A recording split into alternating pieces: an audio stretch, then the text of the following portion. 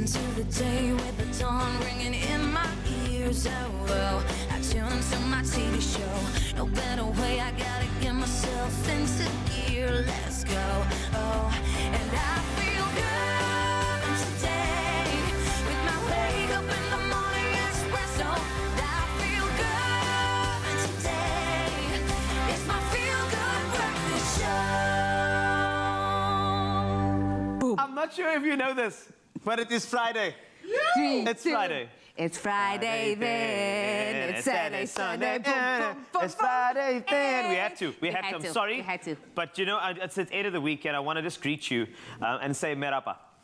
Just like that. Yeah, merhaba. What does that mean? It just means hello in Turkish. Oh, wow. That's our vibe today. We are Turkish themed, and this is the type of show that'll take you on a trip to a country that spans across both Europe and Asia. A very special opportunity to learn how to speak Turkish as well, which I'm excited about. I'm excited to try out all the delicacies that come with their culture, from Turkish Pride to sipping on Turkish coffee. I mean, just the flavors already. Yes. I can smell it coming from the kitchen. I'm excited for that. Yeah, I think the Turkish coffee, by the way, I have tried some before, and if you ever want to stay awake for long periods of time, Turkish coffee is the vibe. And you're going to need it because you want to get dancing as well. We have a professional dancer, Beth Howell, will join us to show her belly dance moves as well, which is great. And then we have to recap on Zoe's experience in Cappadocia caves from a hot air balloon. You know that Zoe, when she did that, she never ever stopped chatting to me.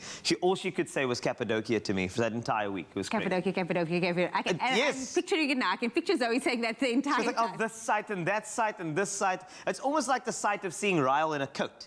You know what I mean? Ooh. It's that beautiful. Ooh. It's like that. Ooh. In fact, hold on. If you want to see Ryle in a coat, just take a look at this right now. Hi. Yes, you beautiful souls. Good morning, Mzansi. Happy Friday. Of course, we're coming through with the magic this morning and we're chatting to you and we're heading off to Turkey. And that is exactly why we're asking and chatting to you on social media channels this morning. That's on the Expresso page, Facebook and Instagram. And we want to know, have you ever or would you like to travel to Turkey? And if so, what would be the first thing you do when you arrive? Now, I've got to be honest, Turkey is definitely a bucket list location for me. And it started in 2005. I'm going to take it back to a miraculous day. Liverpool versus Milan, the UEFA Champions League final, and an incredible comeback from 3-0 down at halftime to win the Champions League. That is my special moment and my special relation to Turkey, of course, and that's why when I get down to Turkey, of course, that's the first thing that I'm going to be doing, is heading off to that stadium where all that magic happened. But speaking of magic, we've got lots of that coming on the show today. It's Friday, of course, we're celebrating. But before we do, let's find out what's happening first with the news. Indeed, it is news time, and let's start off with the headlines. The first round this morning, and Health Minister Dr. Zweli Mkhize, along with Gauteng Premier David Makhura, visited various vaccination sites in the province yesterday to check their state of readiness for phase 2 of the COVID-19 vaccination program. Addressing the media at the Charlotte Maxeke Hospital in Parktown, Johannesburg, Mkhize said the mass vaccination rollout program was due to begin on 17 May. He said it'll take a year for the country to reach population immunity, and added age would be a central factor in deciding who gets the vaccination and when. The Johannesburg Roads Agency says it's working around the clock, including night shifts, to repair potholes and damage to roads due to bad weather, aging infrastructure and increases in traffic volumes. An audit conducted in February found that there are almost 20,000 requests to fix potholes in the city. Spokesperson Themba Matiba says 50 million rand has been budgeted for the program, and contractors that will deal with the problem have already been appointed. Since last year, the agency has lost over 10 million rand in claims by motorists for damaged tires. Moving to international news now, Southern African Development Community Troika heads of state yesterday said the acts of terrorism perpetrated against innocent civilians in Cabo Delgado, Mozambique, could not be allowed to continue without a proportionate regional response. Now, condemning the attacks in the strongest terms, the leaders decided at the meeting in Maputo to deploy a technical mission to Mozambique. Botswana, Malawi, Zimbabwe, Tanzania and SA attended the meeting. Police in Sri Lanka have arrested the reigning Mrs. World Caroline Jury after she allegedly injured a beauty queen in an onstage bust-up. Pushpika De Silva won the much-acclaimed Mrs. Sri Lanka title in a televised ceremony on Sunday, and the former winner was meant to crown her. Instead, Jury pulled the crown off De Silva's head, claiming she could not hold the title as she was divorced. The winner later said she is separated from her husband, not divorced, and was recrowned. And on to a feel-good story, because I know you need that this morning. Amisi Mobale has always loved music. He grew up in the Democratic Republic of Congo, but it was only after he came to South Africa as a refugee that he finally had a chance to learn the piano. He is presently a trained piano teacher and devotes his life to affording children the opportunity he never had. When conflict flared in DRC, he fled to SA at the age of 26. Amisi couldn't speak English and worked as a car guard at shopping centers in Johannesburg for 7 years. In 2008, he heard of the Outreach Foundation, which offers education to residents of Hillbrow in Johannesburg. He eagerly began learning piano. Assisted by the foundation, Amisi started studying piano through UNISA and in 2018 earned a teaching diploma in piano. Presently, he's a teacher at the Outreach Foundation, and every Saturday, without fail, he teaches children in Joburg's, Lawrenceville, as well as Bertram's areas. Amisi humbly states, and I quote, "These kids are also from immigrant parents. I come from the same situation. I feel I can help. I didn't have this opportunity growing up." Feel good story, 100%. That wraps up your news for now. Let's jump over to some sporting action. Here's Ryle.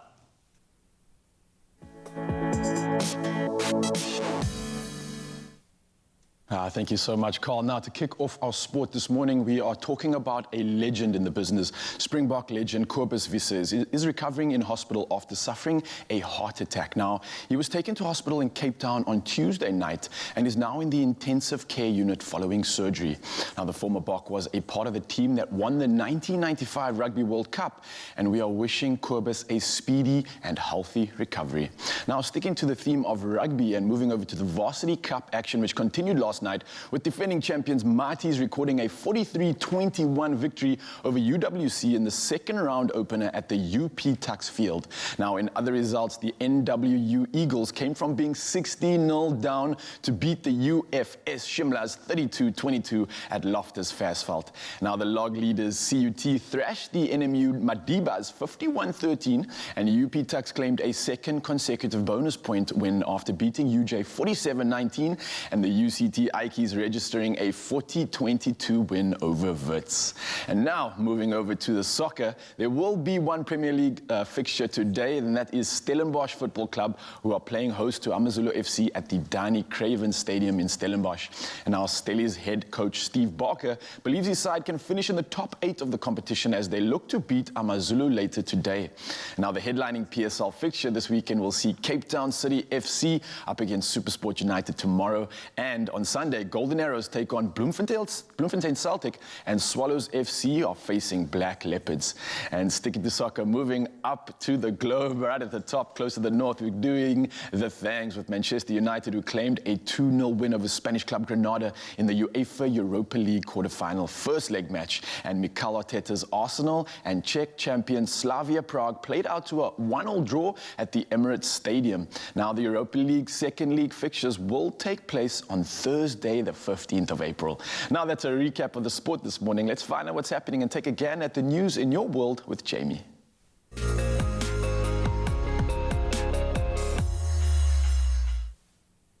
Thank you so much, Raldo Morne, but also thank you to you, our viewers, that took the time to share your sunrise views with us this morning. And this morning we kick off with Brian Smith's picturesque image overlooking the Karoo.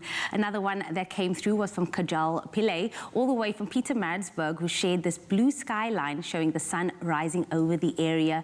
Again, we do encourage you to share your sunrise pictures with us on the Expresso Facebook page. Who knows, you might just see a photo and picture featured right here on Expresso Morning Show. Now, while we do love seeing the various parts of South Africa, we also love exploring and learning about the different cultures and countries internationally. So this morning, if we have any viewers tuned in from the country of Turkey, this one is just for you. We are journeying to the city of Istanbul, the country's largest city, as well as its economic, cultural and historic center. Now, a fun fact about the city is that it is not only the most populous city in Turkey, but for the whole of Europe, with a population of over 15 million residents.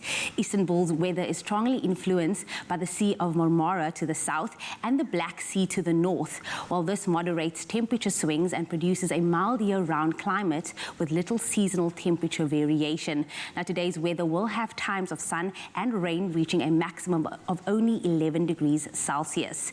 In other weather news as well, ski enthusiasts have welcomed the news of the extension of the ski season until the end of the month of the Yedekuyula Ski Center, a favorite destination for ski lovers resorts with its proximity to Turkey's Mediterranean and southeastern regions. Now, for the past years, the resort's ski season ended in mid-March due to insufficient snowfall and high temperatures. However, heavy snowfall in the last days of March resulted in a snow depth of 100 centimeters being measured at the resort. The center is one of the major ski resorts in the region with its slope, height and different tracks. Meanwhile, winter sports activities continue at other leading ski centers of the country because the depth of the snow is still suitable for skiing. The highest figure of 198 centimeters was measured at a Kartalkaya ski center in the northwestern Bolu province and at Uludağ, which hosts 17 hotels with a bed capacity of more than 6,000. Now, snow remains deep enough to allow for skiing 4 months of the year. Well, that's a wrap for your international weather update. Here is a first look at the temperatures in South Africa. We kick it off with Polokwane. Do expect a low of 13 today, peaking at 28. Umbombela, your temperatures range from 17 to 30. If you're out and about in Pretoria, expect a low of 15 and a high of 28. Johannesburg, 13-25. Mahikeng coming through with a range of 12 to 30. Klerksdorp, 12-30 as well. And then Kimberley showing off with a low of 14, peaking at 31 today. Bloemfontein, 9-30. Richards Bay ranges from 18 to 28. And Pietermaritzburg, 16 to 28 as well. South Africa's playground, Durban for you. Your minimum is 20 with a maximum of 26. Mthatha, 16-29. East London ranges from 17 to 24 today. Cradock, 10-33. Gqeberha, 14-22. And if you do find yourself in George as well, expect some sunshine with a low of 12 and a high of 22. The mother city, Cape Town, ranges from 16 to 22 today. Worcester, 11-31. Sutherland coming through with a minimum of 12 and a maximum of 27. And then last but definitely not least, Uppington ranges from 19, peaking at 35 today. It is going to be a beautiful day in South Africa, but wherever you find yourself on this Friday, make sure it is a feel-good kind of day. Right, you know, we've got it sorted out. We've got your news sorted, we've got the sports sorted, we've got the news sorted. Now the thing is we have to fill the tummy, man. It's quite important. We're going to do that very, very soon. And I'm going to be using this thing over here. Oh, we're going to whip you into shape, are we? That's it. We're going to whisk away for the next couple of minutes and then give you something called a Nespresso carrot cupcake. It is going to be absolutely amazing. And you know, if you're wearing a coat right now, it could be the best thing to eat today. I'm just saying. So stick around. This is Expresso. It is SABC3. I can't wait. I'm a careless whisker. Come back. Oh, you can make my day.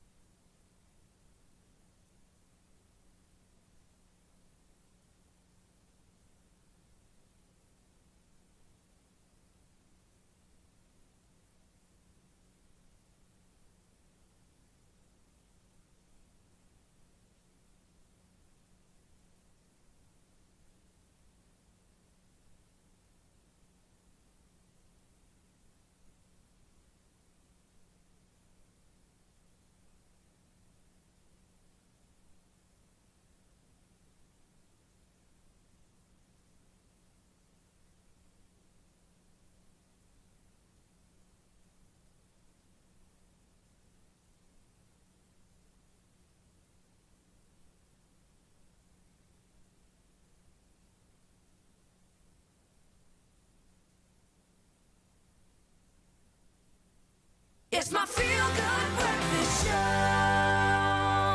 Welcome back, everybody. It is a Friday. It is also that time of the day when we get to wish you a happy birthday. Happy birthday. Have a happy birthday. Happy birthday. A very happy birthday to you.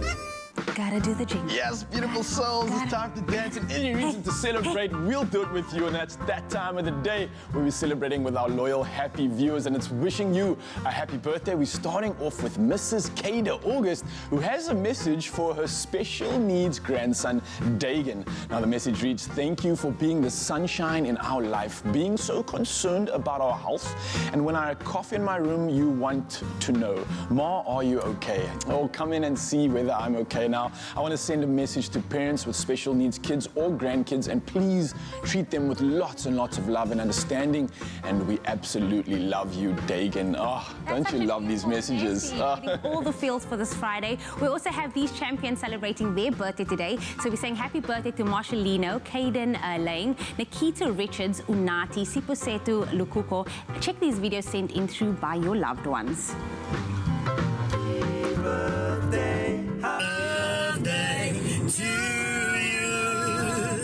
Happy birthday to you. Happy birthday, dear Lino. Happy birthday to you. My birthday, it's my birthday, it's my birthday, it's my birthday. Just want to wish my daughter, Nikita Richards, a 10 years old birthday. I hope she will enjoy her day, and may the Lord bless her for many, many, many more years to come. This is Zuzega. I want to wish my brother Unati a happiest birthday ever. Happy birthday to me. Happy birthday to me. Happy birthday to me. To you, happy birthday to you. Caden, your birthday. It's your birthday. It's your birthday. You're stealing your dance moves. And of course, you can send through your videos of you dancing to 071 640 6551. That number is on your screen right now. But if you are celebrating your birthday today, for me and Raul and all the Expresso, it's your birthday. It's your birthday. I love happy birthday vibes. It's important. And what is a birthday without a good carrot cupcake from Nespresso? And I want to show you exactly how to do it. And if you can, I mean, I'd say grab the ingredients now if you want to, or you can grab the recipe a little later. But just to start things off, a carrot cupcake, it's one of those things that it always really just kind of, it gets you. It understands you and it comforts you in the morning. And I think that's the most amazing thing. So I'm going to start things off. Raul, I'm going to need you to come in here for Nespresso duty, my friend. As you come on, Yes, my brother, thank what you. can I do for thee? All What right, are you making? first, okay, step one, look good in a coat. Okay, done. Check. Right, step two, I'm going to need something very special from you, something Nespresso. I'm looking for something perhaps, something fermented, something with some wild berry notes. Wild I think it's berry quite notes, important. you're talking about that La Complida Refinada, my friend. You're talking about those wild You know what, when you speak foreign like that, the coat becomes even better on you, man. Yo. Stop it, I like it, Carl. All right, so while you're sorting that out, I just wanted to take you through a couple of things that I have on my station over here. We've got some dry ingredients, and the dry ingredients, they include your carrot cupcake staples. We're talking cinnamon over here, a touch of salt, bicarb, as well as ginger powder, and that all gets thrown into the flour that we have over here. And I just want you to get, basically get quite loose with it.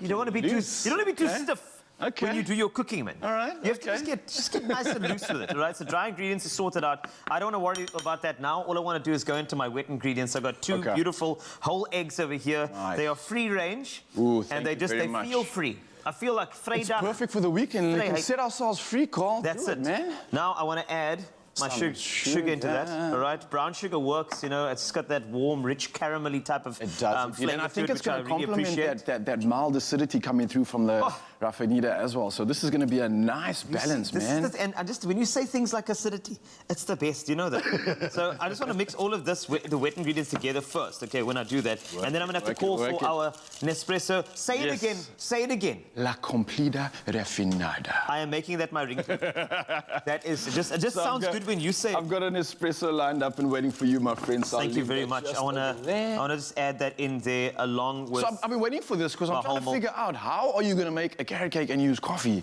Like, I'm genuinely trying to figure that out. What I do know is that obviously with the coffee's tasting notes coming through, they've used that fermentation process as well. Yes. So you've got a nice, beautiful aroma coming from that. It's got that, like we said, an all-round sort of a mild bitterness, not too intense, but again, we've got those lovely floral notes coming through from the flavor. And I think that's possibly what I'm keen to see paired with this sort of carrot cake, which is going to make it that cakey sensation we like. So now that you've given me my Nespresso, yes, can you give me my cream cheese frosting over here? Because that's actually one of those things you have to, on a carrot cupcake, you must have cream cheese. So this is obviously butter, right? Yes, it is. Right. Butter. Surgeon, handing you the butter first. Temp, so butter, you know, that's all your ingredients over there. Yeah, okay, you're quite over there. All right, I can't just stand here in a coat anymore. I need a guy with a bicep. That's what I'm saying. To actually mix that together. While I do that, I'm going to mix my wet ingredients with my dry ingredients very, very quickly. And the thing is, I don't want to whisk this too much. I want to kind of just let it first see each other, greet each other first, say, hey, how you doing? Get acquainted, I'm fine, build thank some you. rapport. Yes, exactly. Then like pick up that. lines, like you know. that. Flour looks, then the flour says, hey, pitched up, I gave you flour. And they're like, oh, thank you so much. Wet ingredients look back and say, hey, you know, do you want to go to a cupcake tray together? And then they're like, okay, well, let's go. Next thing you know, the heat is on, the oven. They come through with the cupcakes. Love happens on a Friday. Love lives here on Expresso. I pictured that whole scenario in my mind, man. Did you? It worked. It worked. Well done. You know, it does work. That's the whole idea. It really does. So what am I looking for in this little mixture, by the way? Well, I mean, you want to shake it. You want to get a lot looser than that. You know, in terms of that. So that's you're fine. saying I'm not doing a good enough job yet. No, it's get fine. Involved. You know what? That's the great thing about having the recipe on Expresso show. It's important to have that recipe available to you just in case. ExpressoShow.com. I'm that guy when I watch these recipes. I get so caught up in it, and at the end of it, I'm like, wait, how do you make this again? That's it. Luckily, you've got that option, which I'm someone that always uses it. You know, because it's Friday, I just wanted to make sure that everything is just good to go. The carrots are going in, and this is where things get a little stiffer with the mixture. And to be fair, you want to get a nice texture with regards to, you know, your cupcake mix over here. Yeah. Because sometimes it gets quite loose. So that's right. You seem to like it loose, right? So you know, on a Friday, I get loose. I'm not going to lie. We get nice and loose on a Friday. That's important. I think we definitely complete each other in Carl, because for me, when I sit into the weekend, I like to keep it nice and tight. Really? Yeah, I like to keep it nice and like tidy, that mixture tight there, and man. firm. So I think we complete each other. Shake it loose there, man. Shake it loose. Okay, and now, look here, very simply, this is exactly what's going to happen. So this particular mix is going to go into your cupcake trays. I think it speaks for itself. I know it's getting hot. You're making me work here, actually. That's the thing. Have you ever noticed that a coat, right? In Afrikaans, coat is cold, and a coat is actually warm when you're actually wearing it. It's the irony of coincidence? Yes, indeed. I think not. So your mixture goes into your cupcake tins, which is quite important. And then, of course, you got this. And you see I was wondering and so thinking it's you. not going to work, but I just came through in the end. So, Mzansi, if you're like me and thinking that, is this icing? Yeah, it's Is this icing? Yeah, okay. it's If you think that icing's not going to work, just push through, give it some muscle, give it some elbow grease, and voila. Enough to make Carl smile. I'm actually very excited about that, because in the beginning it does look a bit drier, but don't worry, fear not. I think when you just mix in a little bit more elbow grease, it's quite important.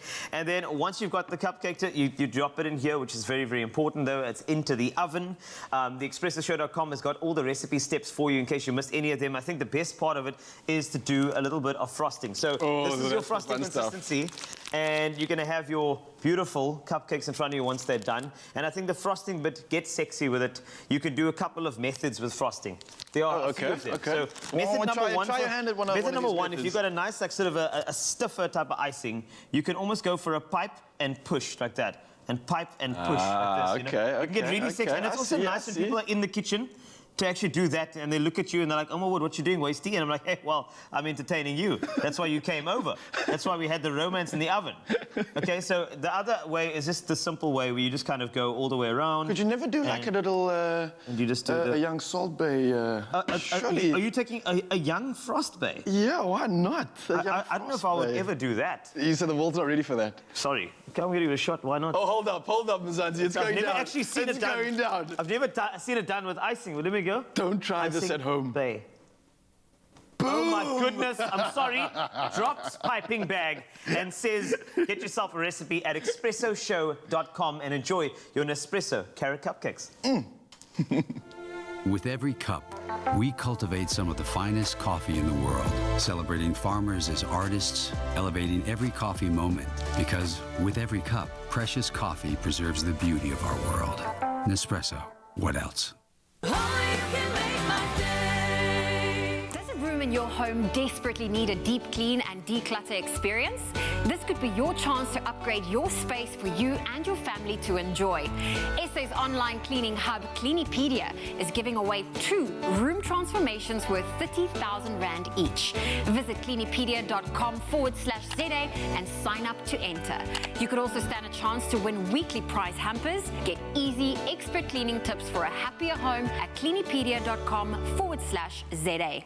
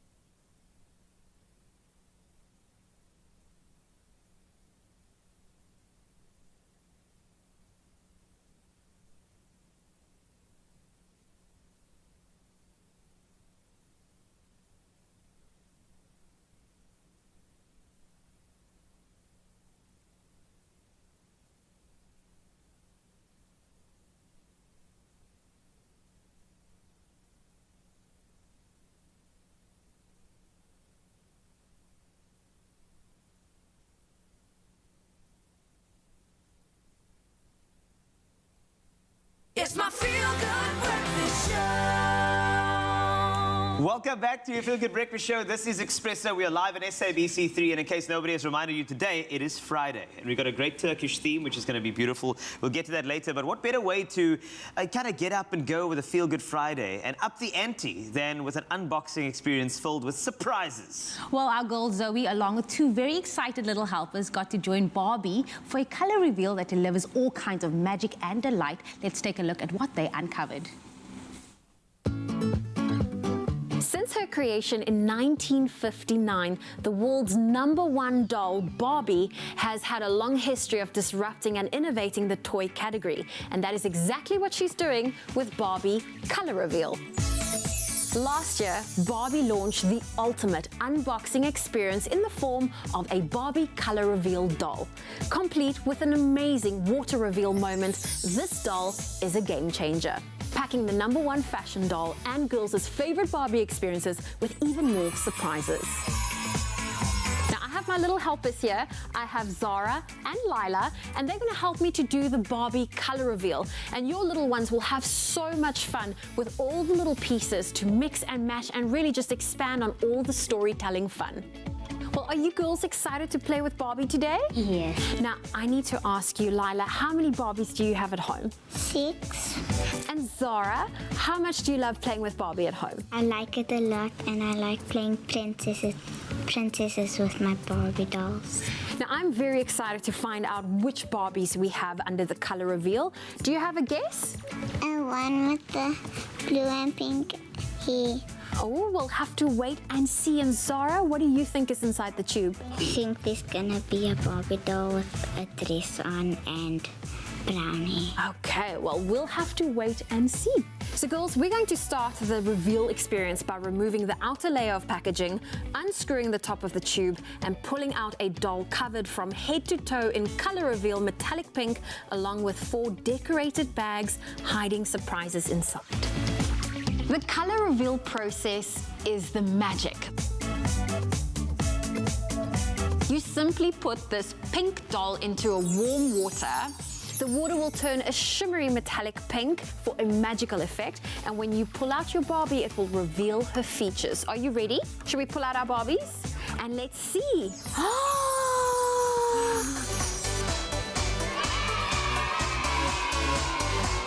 Each doll has a different combination of eye color, sculpted metallic hair color, skin tone, decorated bodice, and shimmery metallic legs. But the surprises continue. Let's grab our sponges, and then we're going to dip it into cold water And this is also where the magic comes in. When you rub it over her eyes, a surprise will appear. Wow. Her eyes and lips change color along with her hair streaks. And here's a fun fact. If you use warm water, it will change back. But the surprises aren't over until you unwrap the blind bags to discover a wig, a skirt, a pair of shoes, and a pair of earrings to complete the doll's look. Alrighty, I am loving what I'm seeing in front of us. Are you ready to accessorize? Yeah. Okay, let's start. I loved playing with my Barbie dolls. I think when it comes to having Barbie accessories, it really just elevates it. Each child can add a bit of personality to their Barbie dolls. You stand a chance to win one of 5 Barbie color reveal dolls. All you have to do is tell us which doll will you reveal. Don't forget to use the hashtag #BarbieColorReveal and you could win one of your own. T's and C's can be found on expressoshow.com and you better hurry up because the competition closes on Friday, the 9th of April.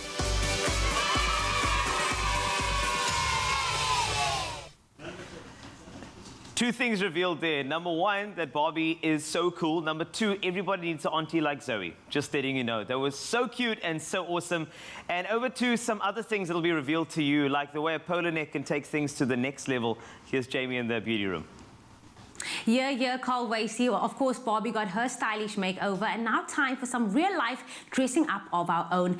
Let's talk about it. The turtleneck, better known as the polo neck, is a must-have winter essential. It's trendy, it's stylish, and you can pair it with absolutely anything and everything. And who better than our fashion editor, Nox Mafu, to tell us more about this must-have item? Girl. Mama. Girl. It is the most underrated piece of item you can ever have. It just elevates everything. It looks like, hello, who's this stepping into winter? Thank you. Yeah. You literally, that is the essence of the polo neck. Like, we could gush for hours on it, but I really think in the knitwear family, the polo neck is an absolute essential that really, like you're saying, it refines every outfit and does so in a way that's obviously chic, that can be worn with jeans, a skirt, anything. And I just love how comfortable it is, how classic it is, and really does elongate the neck, which is one of the greatest things for it. And how great does it look on gents even? I was just going to say now, a gent that wears a polo neck on a Sunday, it must be on a Sunday, my friend. On a Sunday. It just does something. It just gives them that cool look. It elongates the neck as well, but it has so much various colors that it comes in that makes it and allows it that you can pair it with absolutely everything. Absolutely. So that's what I like about it, is that, you know, you could wear it, let's say, with a jean, you could wear it with a skirt, you could layer it. So it's one of those items that really does elongate in terms of what your wardrobe can do. And if you get it in a range of colors, that's versatility that you're getting so much. And I mean, from $299, these are like great items. So for instance, we can have a quite ribbed one, we can have more of a pinstriped one, but they're different elements of it, and the softness and the texture of it really does change the vibe of any outfit. So it really is a great essential. It's warm but classic and really something you need just to add that edge, that chicness to any wardrobe. I was going to say, it screams chicness. Yes. Little birdie told me that you're not too happy with the way I'm dressed. You just want to elevate it a bit. So, you know, to say I'm unhappy is a stretch. You look beautiful and classic, and that's what I think, you know, the polo neck is, or the turtleneck is a great match for this. So I'm looking at your colors. I'm loving what's happening here. But I think that a polo neck will really add just a little bit of a classic finish to already a finessed outfit. It's a vibe, and I'm not mad at all. Exactly. Certainly going to be trying this look on to just make myself look good. Look good. Let's elongate that neck. Let's elongate that neck. Only on a Sunday, everybody. Let me go and get dressed. You can, of course, shop this rib knit polo neck at Woolworths. It's available in store, online, or on the Woolworths app.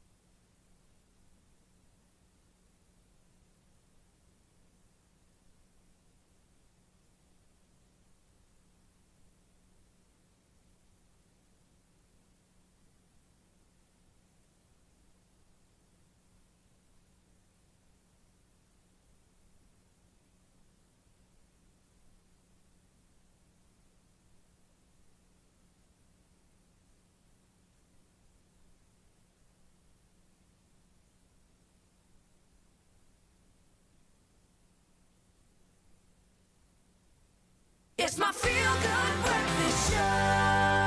Well, one thing we all miss on your Feel Good Breakfast show is that of traveling. And Turkey, it is a popular travel destination situated between Asia and Europe, known for its vibrant culture, vast history, and glorious landscapes. And to tell us all about some of the best tourist attractions and hidden gems is Ismail Ozdemir from Made in Turkey Tours travel agency, who's coming to us live from Cappadocia. Good morning. Good morning, Zoe. How are you? You know what? Cannot complain, but I'm a little bit jealous of where you are right now. It looks like you have a green screen behind you. That is the most spectacular backdrop. I know it's your playground.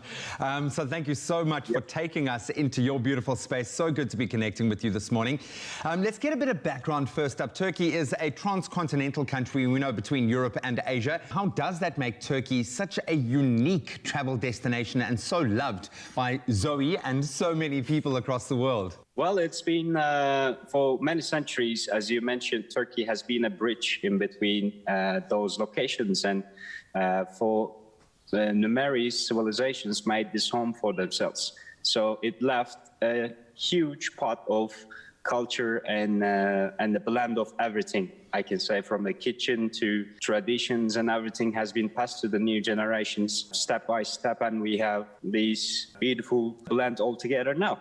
Basically, from northern part of Turkey, starting from the Black Sea all the way down to Mediterranean, you can enjoy pretty much of everything, starting from Neolithic ages all the way down to 10,000 AD BC, the oldest temple of human being, and all the Roman history on the west coast, and many other stuff that you won't get enough of it, I can say. There's literally a little bit of something for everyone. And I know Turkey, it's a country that is steeped in history, and it's visible in the places that people can visit. Now, from your experience, where are the top spots you would recommend for people to go and, you know, basically just get the best Turkish experience possible? Well, for first-time travelers, what we recommend is basically start with Istanbul, as they will be just landed, they want to have some rest. And then reach Cappadocia after a couple of days of exploring Istanbul. Then do some West Coast to learn about the Roman history and all the ancient ruins that are all on UNESCO World Heritage Site list.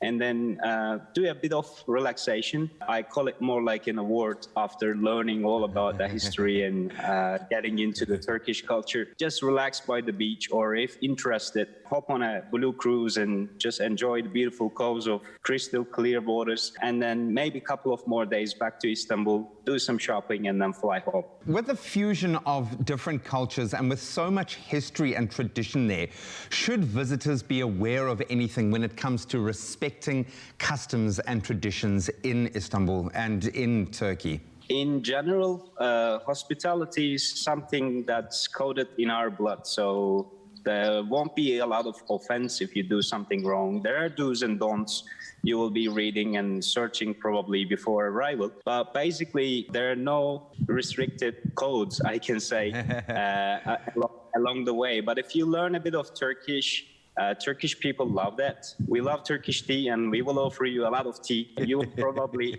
put up with having so much tea, I can say. And Turkish coffee, the same. And just mingle with the locals, and you will learn it. They will teach you. Well, Turkish coffee, Turkish tea, Turkish delight. Sign me up. We are sold. Now, for the South Africans that are keen to plan a trip to Turkey, what is essential to planning an epic Turkey vacation? Ishmael, what are some of your pro-travel tips? Well, try to do the classical route plus some off the beaten, because every spot is slightly getting popular step by step. Again, mingle with locals and learn from them. I know in Cape Town as well, if you mingle with locals, they will teach you the best things. This applies to Turkey as well. And then basically see all the best spots in Istanbul, Cappadocia, and all the way down. And get yourself a really good tour guide. Yes. Get yourself a local who knows the terrain, man. Obviously, a hot topic right now is we are severely restricted in our travel, but we know that's going to change. And as vaccinations get rolled out here in South Africa and across the globe, hopefully that reality will change sooner rather than later. What are your current safety regulations for tourists regarding COVID-19? The classical restrictions that are taken as a precaution globally are valid for Turkey as well. and they ask for you to submit a PCR test that should be done within 72 hours before arrival. And then you're requested to fill in a form, travel form, and you get your e-visa, you're all good to go. And within the country, we have a safe tourism certificate started at the early beginnings of the pandemic. Anyone serving a travel business basically follow all these rules and are pretty careful about it. So travelers are completely safe. The museums are open and restaurants are serving till a proper time. Bars and cafes the same. And the curfew for locals are 5 a.m. to 9 p.m. In the evening, and weekends the locals are not allowed to travel, but it's open for foreign travelers. So you are well taken care of. Buddy, I'm going to be very rude now, Ismail, and I'm going to ask you to please get out of the way, man. Can you take a step to the left or right, just so we can see? Oh my goodness. It's all yours. It is so beautiful. Oh, look at that. Ismail, can you describe to us what we're looking at right now? I wanted to take you to this view because of the nice light, plus this is one of the most unique things in Cappadocia, in central Turkey. They are called fairy chimneys and formed from 1 to 5 million years of time, which is all starting back from 25 million years of history with all the volcanoes surrounding this beautiful region, which was more like an inner ocean, I can say. It was all underwater at the beginning, and then all filled up with these volcanic ashes. It's beautiful. It is. It's majestic. It's spectacular. And I can feel your emotional investment in your beautiful country. So thank you for inspiring us this morning with your love of your amazing part of the world. It's been a real pleasure. Thank you so much. It's been my pleasure, and I hope to see you in Turkey soon as it gets back to the new normal. The new normal, yeah. Can't wait for that. Listen, Wow. Turkey is a country with attractions galore. So whether you want to laze on the beach and soak up the sun, or even just visit some of the most historic monuments, Turkey seems like a great travel destination. Perfect. And you cannot be on a diet because the food is unbelievable. You want to eat everything. Right.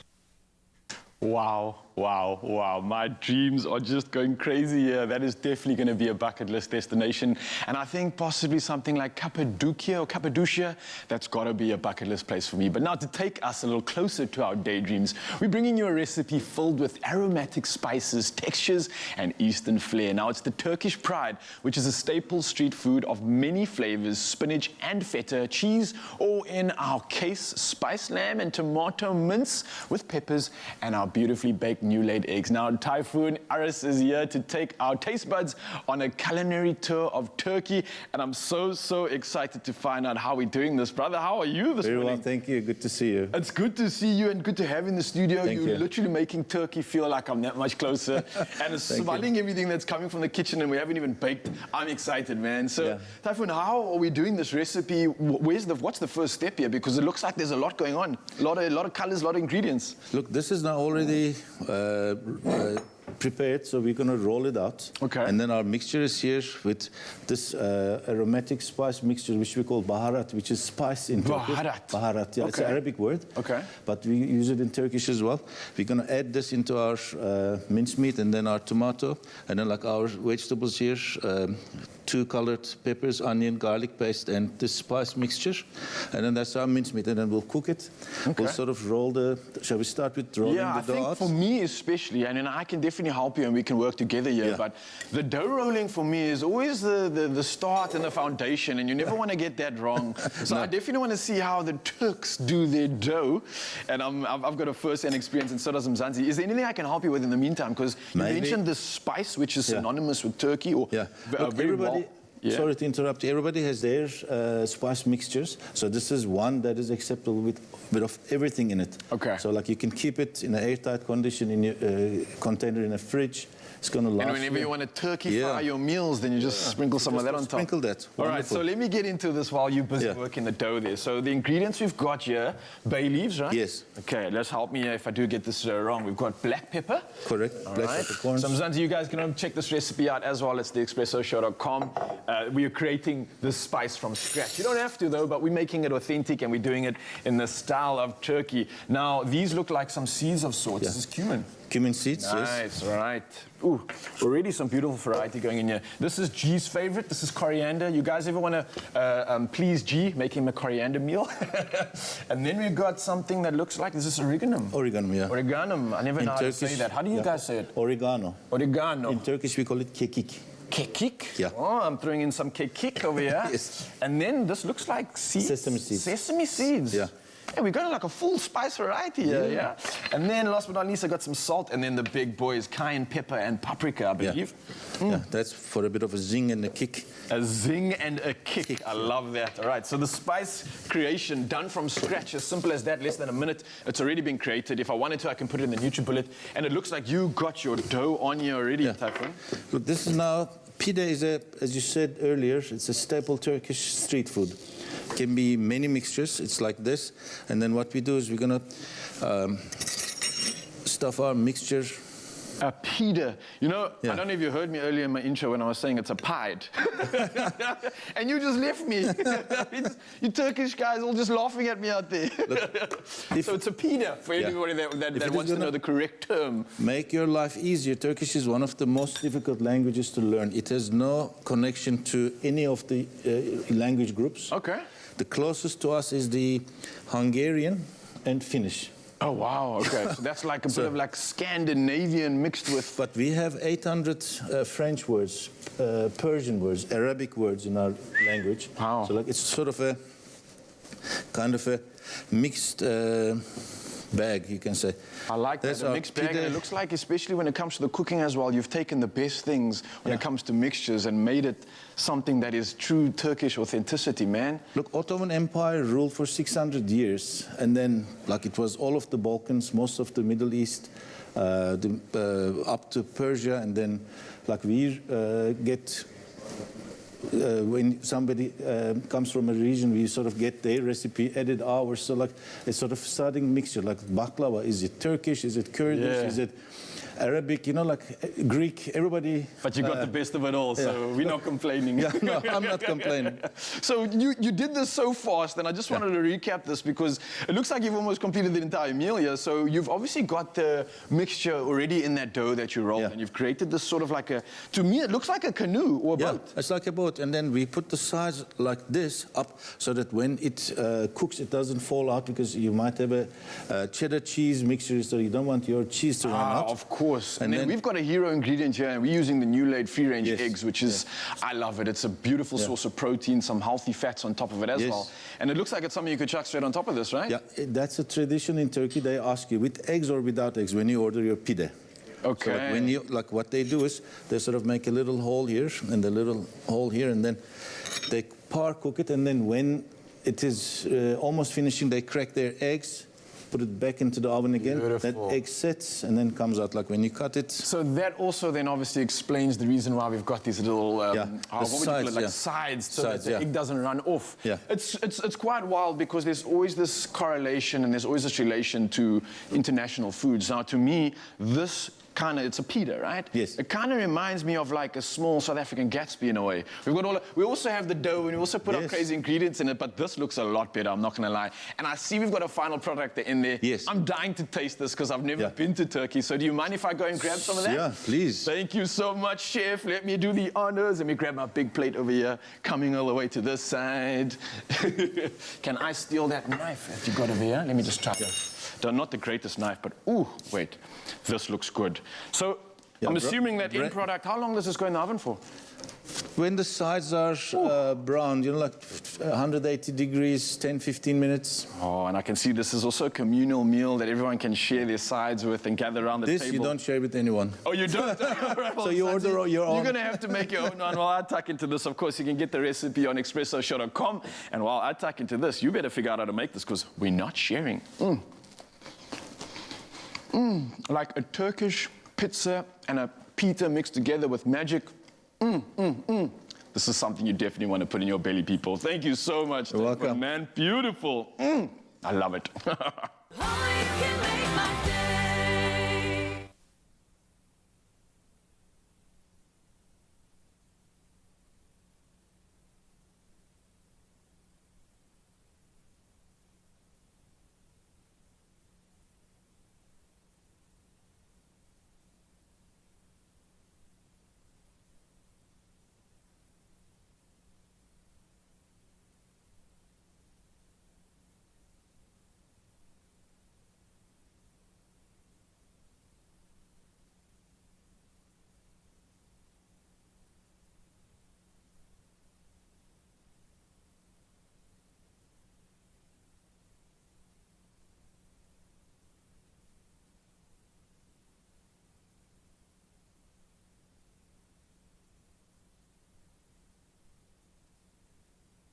It's my feel-good breakfast show.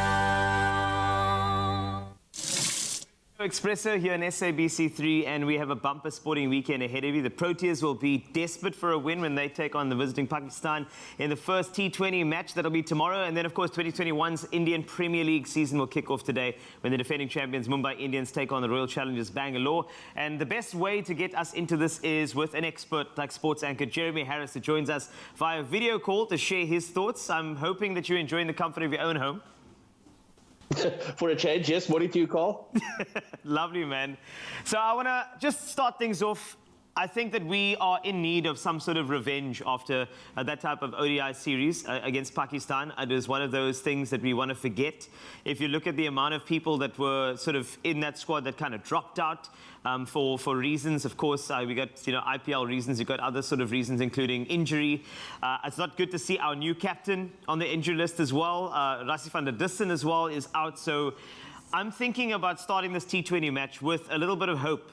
And more importantly, from your side, Jeremy, in the batting department specifically, what is the solution actually going into a T20 challenge like this, knowing that we've come off a loss?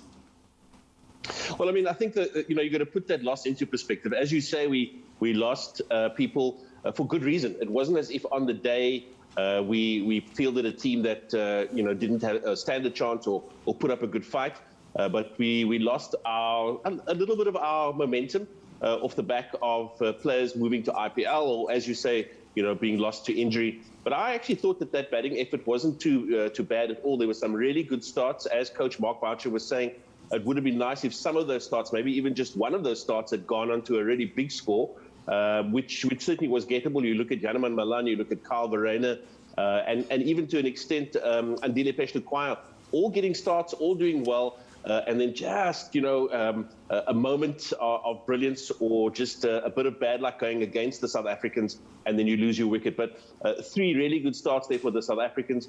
And I'm with you. I think that a bit of bad luck, a bit of reversal of fortune rather, for the Proteas against Pakistan in this first T20. And we may very well see a different result completely.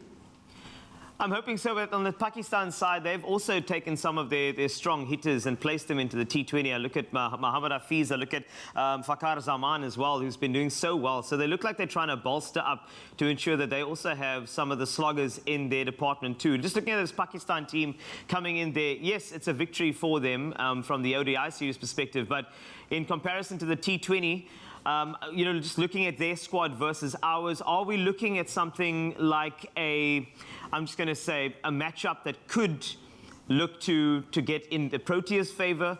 Or are we looking at Pakistan bolstering for good reason, basically hit the man while we down after that particular defeat? Yeah. Look, T20, as you know, is a match with very small margins, and, I think that you've got just a very small opportunity, very short opportunity to make whatever strategy you've got work for you. I think that the advantage that the South Africans have is that they are very familiar with the environment, with the game that they're going to be playing, and also the location that they're going to play at. So they will have to use that to really good effect when they take on Pakistan. I think that is their advantage. Plus, of course, I don't think that they're coming out of that ODI, as I was saying earlier, I don't think they're coming out of that ODI loss, with their feet dragging and with a lot of disappointment. I think that they are going, it was close, we could have won this one, and we are still optimistic. And I think that that's what they're going to take into this first T20. Optimism is good. I'm appreciating that, but let's move over to a different sort of tournament. Let's go to the IPL. It is poised to be one of the most explosive IPLs that we've seen in a very, very long time, given the fact that a lot of the pundits are circling around one team, the Mumbai Indians. And they're looking at this team like the behemoth, the team that they would pick in their minds as a dream team, and they go into this IPL. We're talking about the team that has won 5 of the last 8 titles. We're talking about a team that I believe, as Michael Vaughan said, they say the Mumbai Indians is better than the Indian T20 team. That's what he said in the press recently. How is this particular IPL poised to start off? Well, look, I mean, I must be honest, I'm a big fan of the IPL. I enjoy watching it. It's a long campaign for all of the teams. And so there's a measure of patience which is required And so that is the strategy which needs to be applied. You lose one game doesn't necessarily mean that you're out of the reckoning.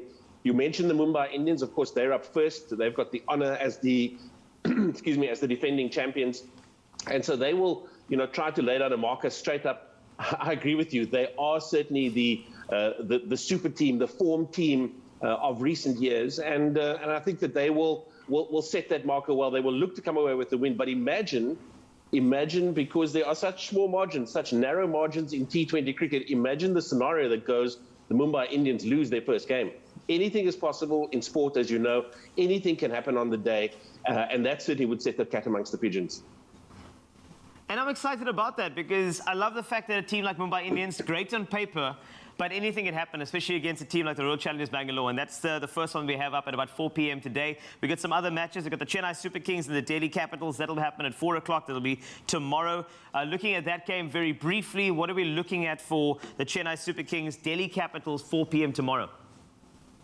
Chennai Super Kings, for me, has got the edge just on the back of their, I suppose, just the personnel that they'll put onto the park. But I mean, they themselves are no mugs when it comes to IPL cricket. They've certainly been around that park very, very often, very comfortable in that environment, and they certainly would be one of the pretenders to the throne. They'll be chasing the Mumbai Indians and wanting to stand top of the podium at the end of this campaign. And then we've got another matchup that's happening very, very soon. In fact, it'll be on Sunday, 4 p.m. Sunrisers Hyderabad up against the Kolkata Knight Riders. If we take a look, a little preview from your side, Jeremy, as to what we can expect in that IPL clash. Gosh, yeah, that's a much tighter affair, I think. Of course, you'll probably find that one team runs away with it, given this little prediction. But I mean, I think that those two teams are very evenly matched, and it will take a moment of brilliance, a particularly good bowling performance, a particularly good moment in the field from one of the fielders. Or what I think will already happen is that we'll see a standout batting performance. There's certainly enough quality batsmen on both sides. Ask me to pick a winner, and I'm going to sit quietly in the corner. I was going to ask you, but okay, fine.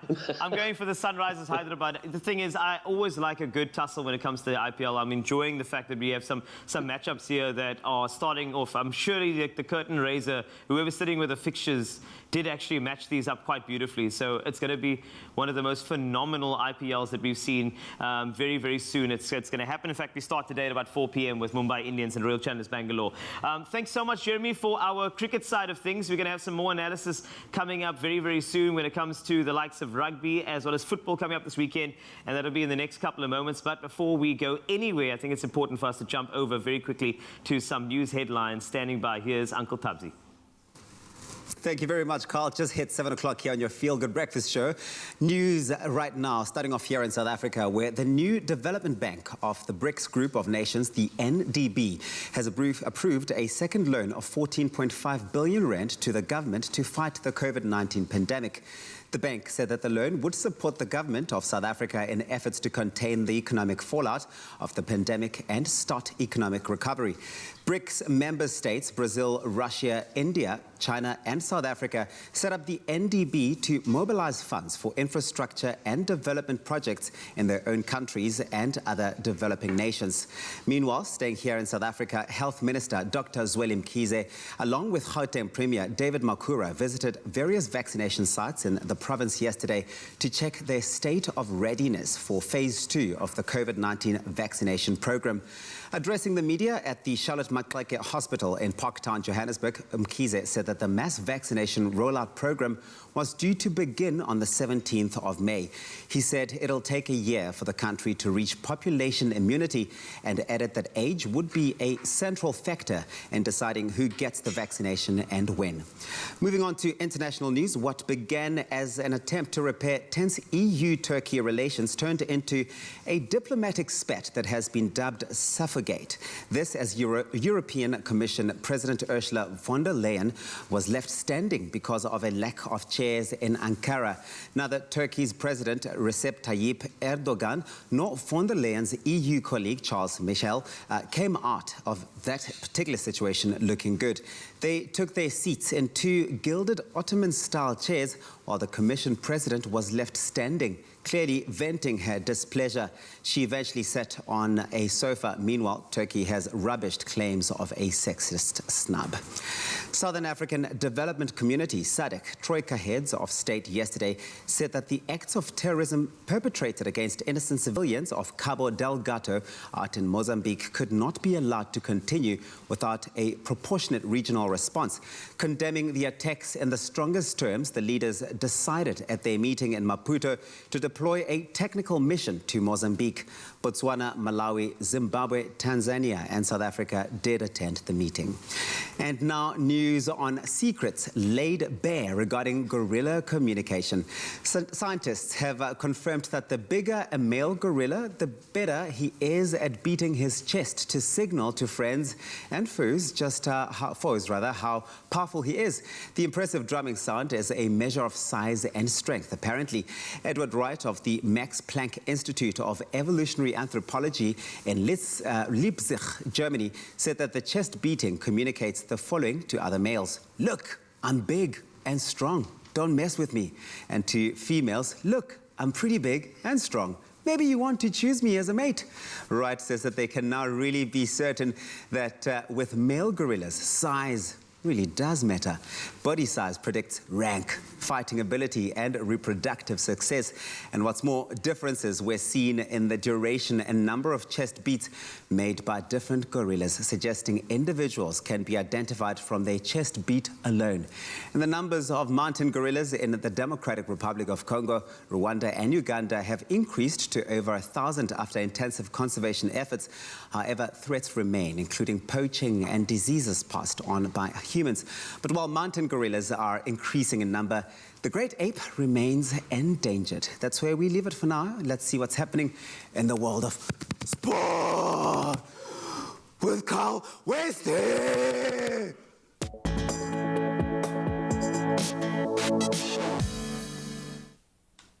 Thank you so much, Uncle Tabsi.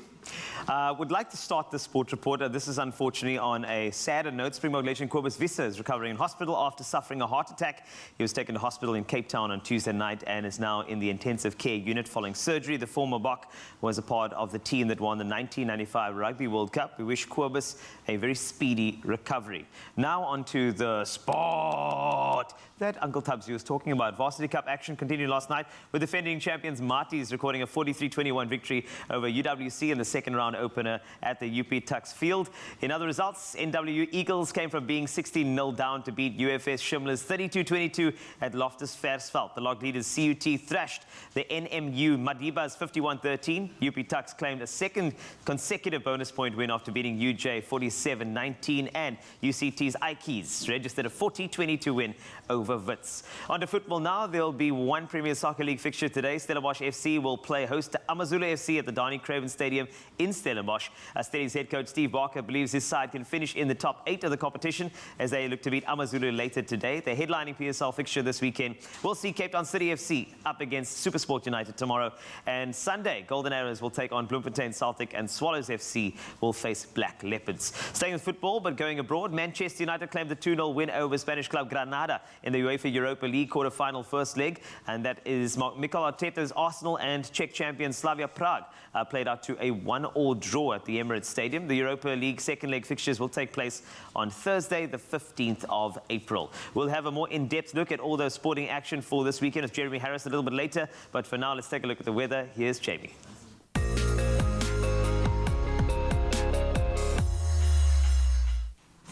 Thank you so much, Carl Wasey, for that sports update. But also thank you to all of you that have taken the time to share your sunrise photos with us this morning. We do love seeing how you start your day. Now, starting us off at 7 a.m. is Mosludi Hudluza, who shared the silhouetted image of the sun rising in the distance. Beautiful picture, as can be seen on your screens right now. Another one from Tulani Mbenya, all the way from Kaya Licha, who shared this cloudy sunrise with the sun peeking through that cloud cover. Now, if you are in Cape Town today, do expect a maximum of 22 degrees Celsius Celsius, and that is the forecast for the day. Again, we encourage you to continue sharing your sunrise photos with us on the Expresso Facebook page. I'm sure with the season changes really beginning, there will be some extra special views coming our way to be seen all around the country.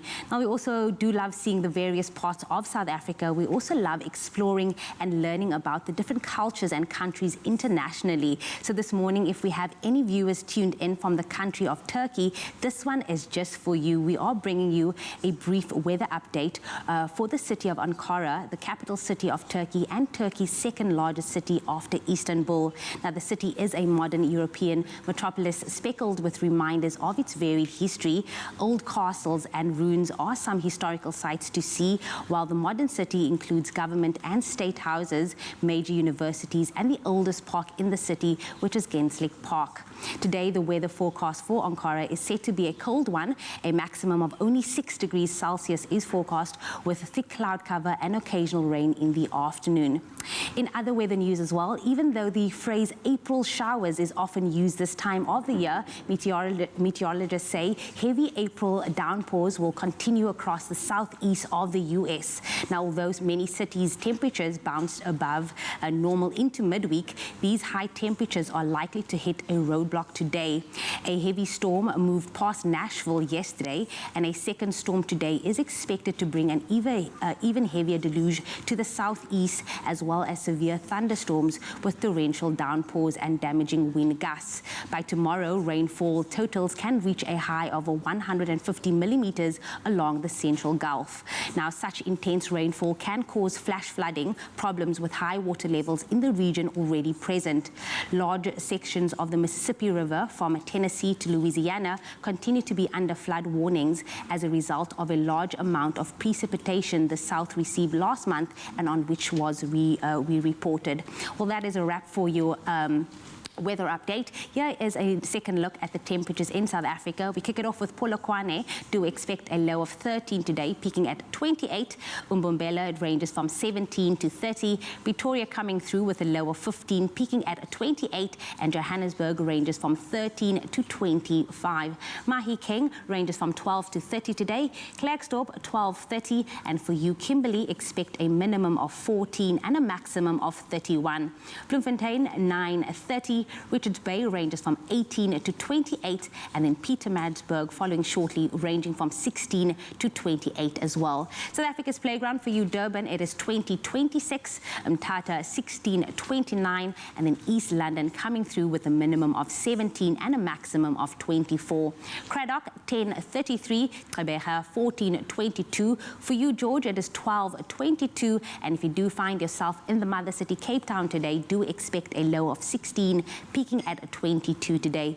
Worcester 11-31, Sutherland 12-27, and then Uppington coming through with a minimum of 19, peaking at 35. Of course, wherever you do find yourself on this beautiful Friday, happy Friday to all of you. So much, Jamie. Now we're chatting to someone that has been all across the world dancing and sharing her love, and it's Beth Howell, of course. Now, she is the founder of Simply Belly Dancing. It's a studio which she opened, and Beth is, well, she's a sensation to say the least. Now, from being in the dance industry for over 7 years and opening up a dance studio in Cape Town, she's performed with dancers all over the world, and today she's chatting about a promising career ahead of 2 incredible performances right here on Expresso Live. Oh, yeah. Beth, how are you this morning? Look at you. Thanks. Are you always on standby and ready to just break into dance? Oh yes, in the shopping queues and when I'm waiting for the bath, always ready to dance. It's what always you do. ready. It is what you do. The world needs you there. Yeah. The world does. And the world does need a bit of dance, right? But you've been doing it for so many years. I mean, you've been in the industry for a really, really long time. What inspired you to step into the world of dancing, and specifically belly dancing? Yeah, I actually found my passion for dancing as a child was ballroom and Latin at a young age. But there was one particular evening where I went out with my family for dinner to a Turkish restaurant, and you're so immersed in the atmosphere and the culture, you're experiencing a whole different culinary experience. And in the midst of all the heightened emotions, this beautiful belly dancer walked out and the music started, and from that moment on I knew this is what I had to do. I got something just came alive inside me. Yeah. And I fell in love. From that moment on, I fully committed. I can say so much about belly dancing, but short and sweet, like the belly is the powerhouse of a woman's body. And with belly dancing, you truly get to access that energy and project it outwards into this beautiful, beautiful dance that is so freeing and empowering. And that's how I fell in love with it. It's more than just moving your body. I can definitely relate to that in terms of it being moving, because when I experienced you can't dance, the dance, well, let's well, we can wait and see. Like, let's see later. Maybe there's a few moves in there. but genuinely, my experience with belly dance is in the performance as a form of art. It is so powerful. I'm left just in this like lure of beauty, and my jaw is dropped, and I'm like, I understand that power. I've felt that feeling, and I can slowly or slightly resonate with what you said in terms of how it became a reason for a career. But I mean, from where it started to where you are now, you've been all over the world. And although we're talking about Turkey today, you've danced in some incredible places. What has that experience been like, dancing around the world? Oh, you know, it's so amazing. I've befriended so many people across the world. I've performed for many people across the world. And but most importantly, cultural education is so humbling, and it's so important. And I love the fact that belly dancing, wherever you go across the world, there's some sense of cultural adaptation. So, I mean, like any art form, the deeper you dig in, the more facets there are. So from where it started in the Middle East and it's expanded all across the Western world, when you watch belly dancing in Egypt or Turkey or America or Brazil, it's all slightly culturally adapted, which is so beautiful because it makes it so unique. And I think that's what I've loved most about experiencing it across the world, is that cultural sort of humility. Because it is that, right? Dance really is a way for people to connect. And I love how Raul was asking you that question as if he has done belly dancing lots of times and he's connected with it in that way. See that. Yes, I can imagine TV, that. And on live TV, I'm sure. And please, I want you to put him to the test, right? I want him to actually put him to task. But you've done so well. You've connected with people all over the world. You've expressed culturally across all of these different parts of the world that you've visited. Eventually, starting your own business, you've started your own studio here in Cape Town, and you really have been imparting this, experience to people who want to get into that space. Tell us more about that. Absolutely. So my studio is called Simply Belly Dancing, quite simply because that is what I do. And also just because I have the skill to explain the movements simply, but we'll check that later. Yeah, see how simple it is. Yeah, so because of my love and my passion for the art form, I obviously wanted to spread the love. So I started the studio teaching, and after several years of doing that, I'm also a bit of a nerd, some would say. So I love the learning and the developing myself. So I sort of immersed myself into the dance world, but also into commerce. So I focused a lot on getting my honors degree as well. So just in general, like whilst I was still focusing on dancing, it just became a huge passion to share the love. And you can do that through the teaching, of course, and then obviously through performing.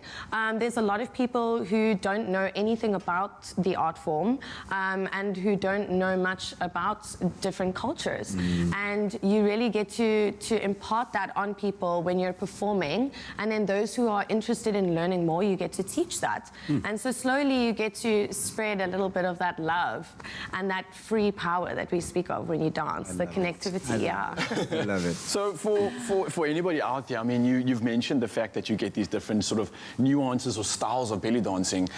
We are of the opinion that when it comes to Turkish style belly dancing, you're the go-to. Like, you're the person that we... No, you're the girl. You're the girl. We're the plug. So, I mean, the question is more to the sense of, like, what is it and how is it that you've gained the experience to essentially even just teach a little bit of that nuance? I mean, yes, travel does form part of it, but where does the practice come from?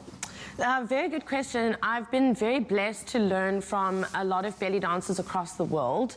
And normally every year there are international belly dancers that roam the world, and we get to be able to learn from them. And there's also some amazing local master teachers that we've got this side of the world. Beverly is one of them. I think she performed on your show a week or two ago, and it's just, I've been really blessed to learn from the best. But most importantly, it's also about building those good relationships. Like I said earlier, belly dancing comes in so many styles, so many facets. I also love the Egyptian style. I perform in that regularly. But the Turkish scene in Cape Town is actually growing, and it's big. And building the relationships with Taifan, who is cooking for you, and Baran, and all of those people in the industry is really what makes me fall in love with the style. The Turkish style is so freeing. The movements are slightly less culturally restricted. So you get to feel a bit more high energy when you perform, because there's a lot less that you need to think about, and you can really just give it. Freestyle and just deliver it. Just let it free. And so that's what is so beautiful about the Turkish style. Well, you know what? Today, you are just a delightful being. Just having you here brings so much delight. Can they see me blush? No, they probably can. You are bringing so much Turkish delight, and I know that the similarity between what you do and what Raul does every day is that you work muscles. Because Raul's a muscle guy, if you didn't know. I feel like where are you going with this? So here's the thing, and this is really just an experiment, right? Is that are there specific muscles of the body that you work when you do belly dancing? And maybe while Raul sits here and you sit there, he might want to get up. I think so. And you maybe direct a dance move that he must do. I really think that's a good idea. Are we doing this right now? We did. No, I mean, it's really not earlier, it's not like Come you're on, challenging. Let's be honest, it's not often that you get like the Turkish extraordinaire. Exactly, right? Exactly. So you got to do it. Exactly. Let me show you. Let's get this coat I'll on. take that for you. Let's get involved. So, muscle man. Yes. The art Teach of... me, please. You didn't need to take your clothes off for it. I mean... All these hips need to be liberated. There we go, there we go. I'll show you the true liberation later when I do my show. But the true art of belly dancing is actually in isolation. So the skill is to be able to move one part of your body with keeping the other part of your body still. Wow. So you're resisting the movement of your other muscles, which is where it will work. Wow. And then you're using only specific muscles. So like a really easy way to do that. Let's see if we can do that. So bend the knees a little bit, and then you just want to tuck your hips like you're zipping up your jeans, because that's going to make you access those internal muscles. There we go. They're feeling there we go. already. Well, you're very confident start, right? Yeah. It's a really okay, all right. Okay. You should take my show. You're very clearly. So what you want to do is you want to lift one hip, you want to crunch it up, and you want to take it over. Whoa. Yes. Very awkward, like gravity's going this way. And that's the key. You want to keep the top part of your body completely still. So you want to crunch your hip up by lifting your leg a little bit, and you want to pull it over. Whoa. And yes, exactly. You look like you have 3 different bodies there. Exactly. Like, what's going on? I love it. It's like that one part's just doing its But own I think the easiest is just to shake, and to try and shake only the bottom part of your body. There we go, exactly. Which he's doing really well. Okay. Yeah, the thing is, body started. and very clearly, if it's not feeling awkward, then you're not doing it right? Yeah, exactly. Clearly. I love all of this, and I can spend all day just checking this out. But listen, stick around, because we're going to be traveling to Turkey, okay, and experiencing 2 amazing performances from Simply Belly Dancing. And I can tell you now, you don't want to miss any of it. Keep going. Don't stop. Yeah. Shake it, shake it, shake it, shake it. Oh, yeah.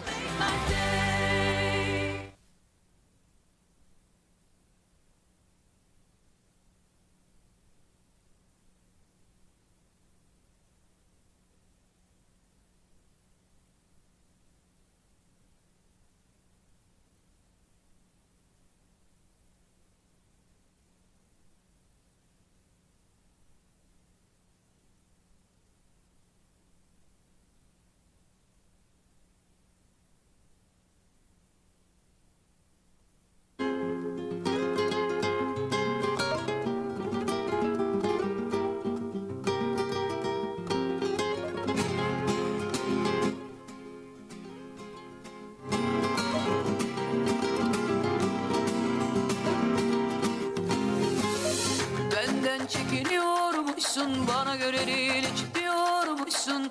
Çok basit.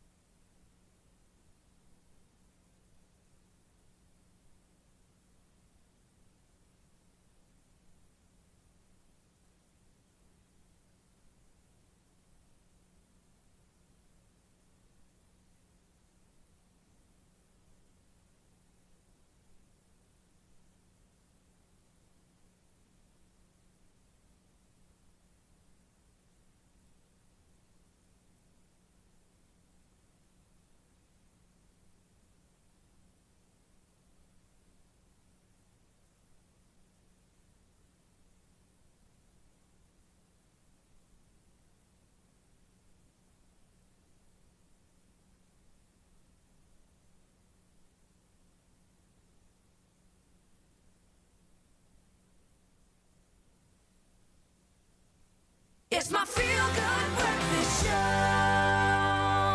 It's Feel Good Breakfast Show, Expresso. It is SABC3 and it is Friday. Don't ever forget that. A little earlier, we had a little analysis about some of the cricket action coming up this weekend. And we're talking IPL. We're also talking about the T20 matches with Proteas in Pakistan. But it is time to focus on rugby that rocks. Jeremy Harris is on standby on video call today. Not in studio. We missed your presence in studio, by the way, Jeremy. Thank you. Thank you very much, Carl. Always. So let's talk Varsity Cup. Now, when they say rugby that rocks, I think that the rugby management of South Africa are looking at this tournament saying, you know, our future's in good hands. I'm seeing the results all over, and we're talking about some of the most amazing things. I'm talking like a 16-0 deficit getting turned over by the likes of NW Eagles as well. I'm talking about CUT doing amazing things, but just to kind of reflect on some of the results, I actually wanted to stop here for a second. I look at the future. I look at players like Andre Hugo Venter scoring 4 tries for Marties. They had to bounce back and they come and do something like that. It just shows you that this tournament is something very special for the future of South African rugby. Yes, absolutely. I mean, I got to say that Marties needed to bounce back. They were, I think, as surprised as most of the other rugby pundits that they went down to their crosstown neighbours, the UCT Ikeys.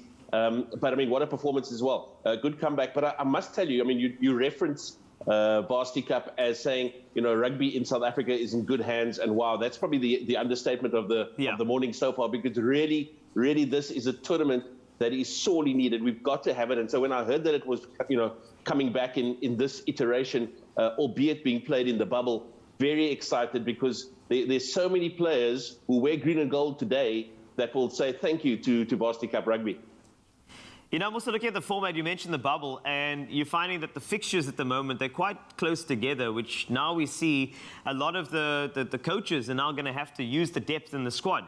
And what depth shows me is clearly the fact that we've got a whole lot of talent that is just on standby, waiting, chomping at the bit to kind of get into a national setup and perform on this type of level. I mean, we just finished a round of fixtures. We have another few coming up shortly. In fact, on Sunday, UCT Ikeys, they're back at it, and this time against UJ. Just a little precursor to that particular action coming up shortly. Given the fact that UCT, they outplayed Wits at Loftus. I mean, that's just another understatement. But if you look at that particular game going forward, what are we looking at? 2 o'clock on Sunday when Rugby That Rocks returns. I like it, rugby that rocks. Oh yeah. Look, I mean, I think that you know, we spoke earlier in the morning about setting a marker. Well, UCT's Ikeys have done exactly that. They've set the marker. They've got 2 for 2. They're going to be certainly looking for a 3 for come Sunday afternoon. And I think, to be fair to UJ, you know, UCT certainly on the front with lots of good momentum on their side. And then I look at a match that is seemingly a redemption clash happening at about 3 o'clock. UWC up against Madibas. This looks like one where both teams, I mean, this is the great thing about having fixtures so close together, is that now teams have to respond immediately. They have to, the tacticians in the squad are going to have to respond. And I think what you get there is something quite beautiful. You're getting this sort of almost live tactical rugby happening in front of your eyes. You just saw a fixture and now suddenly things are changing. So especially with regard to this match and analysing it very quickly, UWC up against Madibas, what are we expecting 3 o'clock on Sunday? Well, I mean, look, I'm going to say this now. What are we now? It's the 11th of April, 2021. Yeah. I'm going to describe UWC as the sleeping giant. Let's talk again in a few years' time, because I really do believe this is a team and a varsity cup team in particular that we would all do well to pay particular attention to. They've got some excellent talent in there. They are starting to really sort of mobilize their rugby playing abilities at the highest level. And so let's describe them as the sleeping giant. Come Sunday, I expect them to really ask some serious questions of the Madibas, and I wouldn't be surprised to see them claim all the points. Well, rugby that rocks back this weekend. Some interesting fixtures coming up. We are looking at the likes of CUT. They're up against Shimlas, and also NWU up against UP Tuks, and that is Marties and Wits also coming up very, very soon. But I want to pan over gently to the local football league. It's always good to see some action, and especially when Benny is in the 18 area is always very exciting, especially when you're going up against Stellenbosch FC. That is going to be a battle to look out for at the Donny Craven Stadium. That's in Stellenbosch today. Now, looking at, the Benny and the way he's been moulding and doing his thing versus sort of, I'm going to say, a foe that he knows. What are we looking at Stellenbosch Amazulu this evening? Tough one to call. I think that you'll find that, both coaches and both sets of team management, very wily, very experienced, and they certainly know their stuff. Admittedly, obviously, Benny has had quite an impact since joining Amazulu. But I think that Stellenbosch FC are not going to roll over for anyone. They showed that the other day when they took on Kaizer Chiefs, and certainly they will put up a really strong fight. To pick a winner is a tough one. So just to pick one, I mean, that's, of course, the one game I want to pick from the PSL, but I want to move very, very quickly over to England. Of course, we just had a round of European matches, and now we go into this type of weekend where things are looking like make or break in the English Premier League. I look at the fact that Man City up against Leeds United, you got Liverpool up against Aston Villa, Crystal Palace and Chelsea, and I want to zone in and just pick one very quickly. Crystal Palace and Chelsea. I didn't see, in fact, nobody saw it coming when Chelsea went down to West Brom. I think it is one of those things where you thought, who played? Were they resting players? What is happening there? So I look at that one very quickly at 6:30. That'll be tomorrow. What are we looking at from a Chelsea perspective? Yes, good success midweek, but still thinking about 5-2 in the back of their heads. Yeah, exactly. I must tell you, when I saw that 5-2 result, I too thought that maybe it was a typo.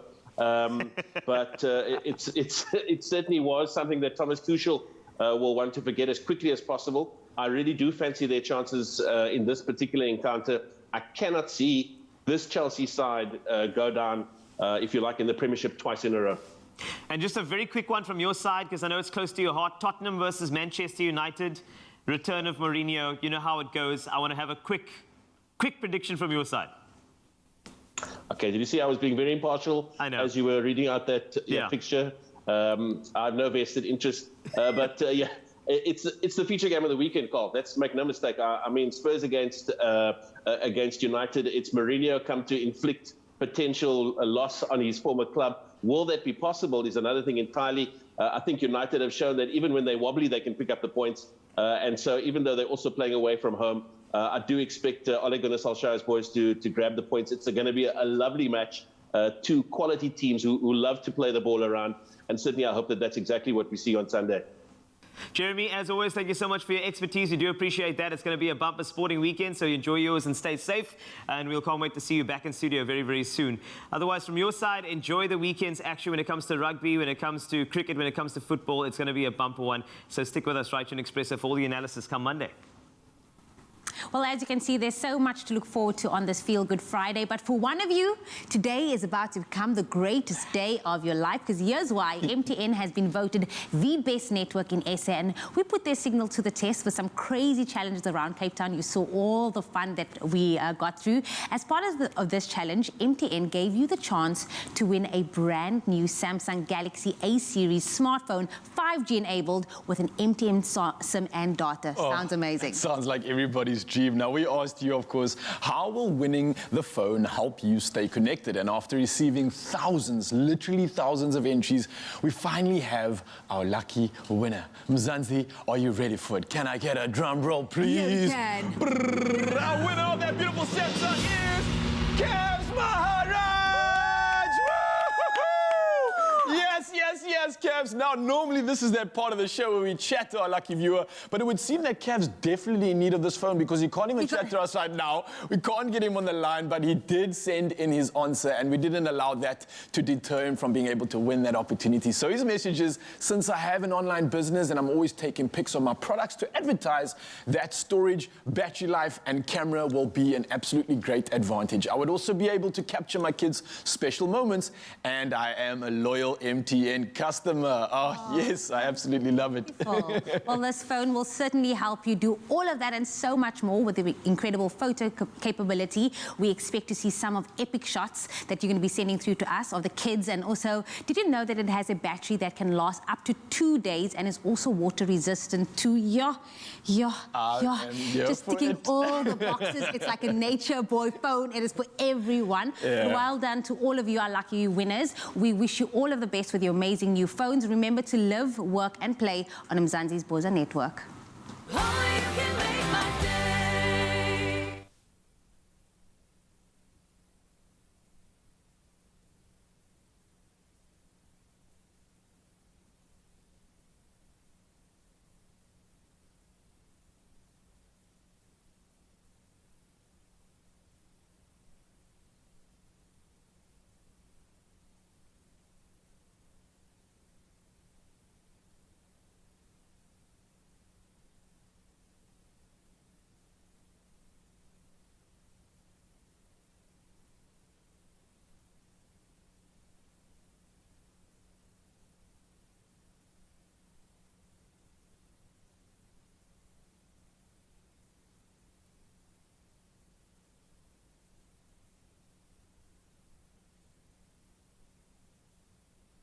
It's my feel-good breakfast show. I hope I said it properly. We'll find out soon enough. Turkey is a culturally rich, friendly, and an overall popular tourist destination, as you know. And that's what we're celebrating right here on Expresso here on SABC3. So the Mediterranean coastline and stunning natural scenery is what Turkey has to offer. And Turkish is actually a beautiful language, full of unique phrases, which is important for you to know ahead of your trip to Turkey. And this morning, we are joined by a very special Turkish national, Baran Kale. He joins us in studio to teach us some Turkish words. Baran, welcome. Thank you. Teşekkür ederim. What did you say? Teşekkür ederim. Teşekkür Thank you. Thank you. In Turkish, teşekkür ederim. Oh, we're going to learn all of this beautiful language. Teşekkür ederim. And the beauty of the Turkey, also mosaic of the cultures. We are also Kurdish. And in Kurdish, you can say Rojbaş. Rojbaş. And that is also, it is a beauty of the Turkey. Obviously, you are from Mesopotamia at this beginning of the civilization. If you go to the east of the Turkey, from the Cappadocia further, then you find yourself between two rivers. Wow. Which in Bible, still it is called to Mesopotamia. And, well, obviously, I have a Mesopotamia sculpture we brought to the Cape Town since 1996. I'm on the Green Market Square. Yes. And all this morning, we had a chef, Tayfun Aras. Yeah. And these pides you can try at Mesopotamia restaurant. And the belly dancer, Weekend, she's dancing since 1996. Is another part of the culture. And you can have a shisha culture, which they call nargile. That is all this combination of the culture, which it is, you can sit on the floor with a hand-beaten copper trays. And you're welcome to see part of the culture, even not a whole Turkey, But a small Mesopotamia on the Green Market Square, you can see it. We can introduce you anytime. By the way, this restaurant is amazing. I'm Have you sitting, been? Yes, I've been. It's Is a really phenomenal and well done for you. 26 years restaurant in Cape Town. Thank you. And I wanted to ask you, Baran, what was it that brought you to Cape Town originally? Because you're obviously from Turkey and now you're living in Cape Town. What was it about? I'm lecturer. I'm chemist. When I came to here, I get a job offer from Warner Limbert. Yes. And then the restaurant and the culture, my passion. And then later I left. And then I like the South African democracy, basically. And we also the Kurdish as well. And I want to live here. And I'm South African now. Yes, well, you are. Turkish South African or Kurdish South African. And which it is, I'm having three nations. Kurdish, South African, Turkish. It's a good combination, eh? Very good combination. It's like Leka, Mesopotamia. Yeah, There's a good connection. I'm so now proud of we're this looking culture. to learn something more. And you taught us some things in the beginning, but Jamie and I, we try our hand at many languages on Expresso. We do. So I wanted to start off with something basic that you For example, when you opened our door, the restaurant, Mesopotamia's door, we will tell you hoş geldiniz. Hoş geldiniz. I know hoş. Hoş, it is you welcome. It is Hoş welcome. geldiniz. Hoş geldiniz. For example, you can say teşekkür ederim. Teşekkür ederim. Teşekkür ederim. Thank you. Thank you. Let me hear you say it again, Jamie. I didn't hear that. Teşekkür ederim. Was it good? Yeah, it's great. See, you told me. Teşekkür ederim. Hey for effort. You know, you're wonderful. Yeah. Or you call rojbaş. Rojbaş. Rojbaş means good day in Kurdish. Rojbaş. Rojbaş. Rojbaş. We have to That use is- some of these words throughout the show. Absolutely. To wrap up. So, Rojbaş is Rojbaş. definitely one of them I'm going to try and throw in there. That's great. Rojbaş, teşekkürler, spas. What does In spas Kurdish, mean? thank you. Thank you. Yeah, in Kurdish. Okay, so if I eat at Mesopotamia, at your restaurant, which I have before, by the way. Yes. Yes. How do I say, if you put a plate in front of me, in France they go bon appetit. Yeah. So what would you say? Noşican. Noşican. Noşican. Or in Turkish you say afiyet olsun. Afiyet olsun. Afiyet olsun. In Kurdish it will be noşican. Noşican. Both way. Noşican. Yes. I think I'm going to stick with that one. Noşican. It sounds... Noşican, to your soul. Mean it is to your soul. Oh, that's beautiful. It is See, that's what I like. meaning is a beautiful. That's it, I When you love tell person, you give from your heart. You say noşican to your soul. Oh, that's beautiful. Enjoyed it. Yes. That is what. Noşican. Noşican. I feel like after these three words that I've learned, I speak a little bit of Turkish, Yeah, and now I want to tell you I speak a little bit of Turkish. How would I say that? Az Türkçe biliyorum. Go for it. O Yes. az Türkçe konuşuyorum. Az Türkçe Konuşuyorum. konuşuyorum. Yes. You try it? Az Türkçe konuşuyorum. Az Türkçe Konuşuyorum. konuşuyor. Konuşuyorum. Konuşuyorum. I speak Konuşuyorum. little Turkish, yeah. Oh, that's beautiful. Az Türkçe konuşuyorum. Az Türkçe konuşuyorum. Konuşuyorum. Great. I feel like I'm ready. I feel like I'm ready to say it. How would you say, okay, I need to ask another one while we go here. Welcome to Expresso. Hoş geldiniz Expresso'ya. Hoş geldiniz Expresso'ya. Hoş geldiniz Hoş Expresso'ya. geldiniz Expresso. Wrong thing to teach. Hayır hatın Expresso in Kurdish version. Hayır hatın Expresso. Hoş geldiniz Expresso. This is sounding so familiar. I'm getting the hoş geldiniz Expresso and Hayır hatın Expresso. Harten Expresso. Expresso. This is so good. That is, Again? which is from the heart. It is not a... Say thank you again. Thank you. Spas. Spas. Spas. Spas. Spas. Spas in Baran. Kurdish. In Turkish, teşekkür ederim. Teşekkür ederim. Ederim. Baran. Yes. Thank you. Same. Spas. Yes, this has been absolutely Spas. incredible. I feel Spas. liberated. I feel like I got a new language unlocked, and this is great. So, thank you, Baran Kale. And he is the owner of Mesopotamia. Please go check out the restaurant if you're on Cape Town. On the Green Market Square. And we wish you to, continue to See success in the belly restaurant. dancing, having a pide, which it is Mr. Typhoon. Yes. It is showed a little bit earlier, and the Mesopotamia's door open for you with the 5,000 years of the history. You're welcome. We are going This there. is great. Why not? Thank you, Baran. I hope you've learned something today. And if anything stuck out to you, please try and say it over and over again. You never know. You can just get yourself enriched and geldiniz. steeped in Turkey. Hoş geldiniz. Hoş geldiniz. Yes, hoş geldiniz on Expresso. Yeah, SABC3. Thanks, Baran. We're going all Turkey, and trust me, entertainment coming You up. will enjoy it. I loved it. Spas. Spas. Bana inanin. Beth Harika. Yeah. If you want to learn Turkish, call me, all right? The moment has arrived for professional dancer Beth, who's Hananin. And she's going to show us some Bana Hinanin, Turkey dancing in the form of belly. Bana Hinanin, take it away. Thank you. Call me for lessons.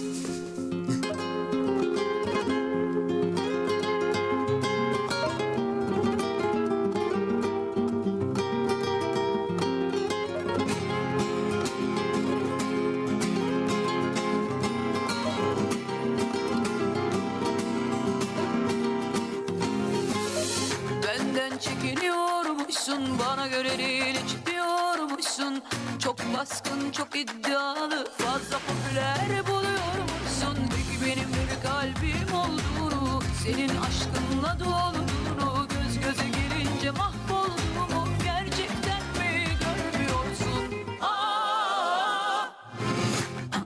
Sabredemiyorsun, fark edemiyorsun, hissedemiyorsun, garanticisin, korkuyorsun, sabredemiyorsun, fark edemiyorsun, hissedemiyorsun, garanticisin, korkuyorsun. Gerçeği gözden kaçıran yarim, eğri doğruyu şaşıran yarim. Aşkımla ruhunu şad ederken sonunda sabrımı taşıran yarim. Seni anlamıyor değilim inan ki, yaşamak değil esaret sanki. Hali benim kendi seçimim sonuçta, güle seven dikenine dayanır yani. Bu durumda kalbini danışacaksın, nereye kadar katlanacaksın? O kadar aşkın varsa hemen gel, kalbimde karargah kuracaksın. Sabredemiyorsun, fark edemiyorsun, hissedemiyorsun, garanticisin, korkuyorsun. Gerçeği gözden kaçıran yarim, eğri doğruyu şaşıran yarim. Aşkımla ruhunu şad ederken sonunda sabrımı taşıran yarim.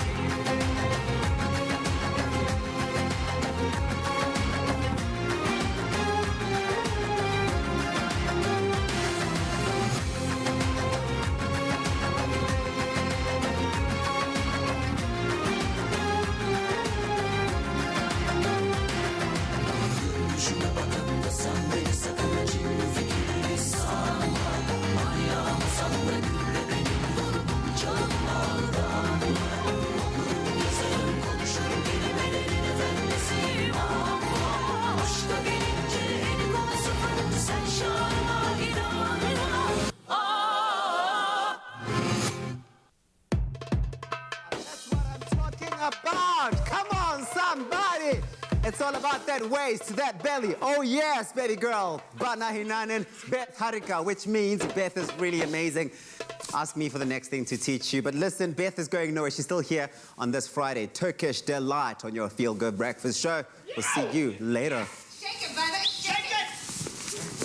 Oh, you can make my day.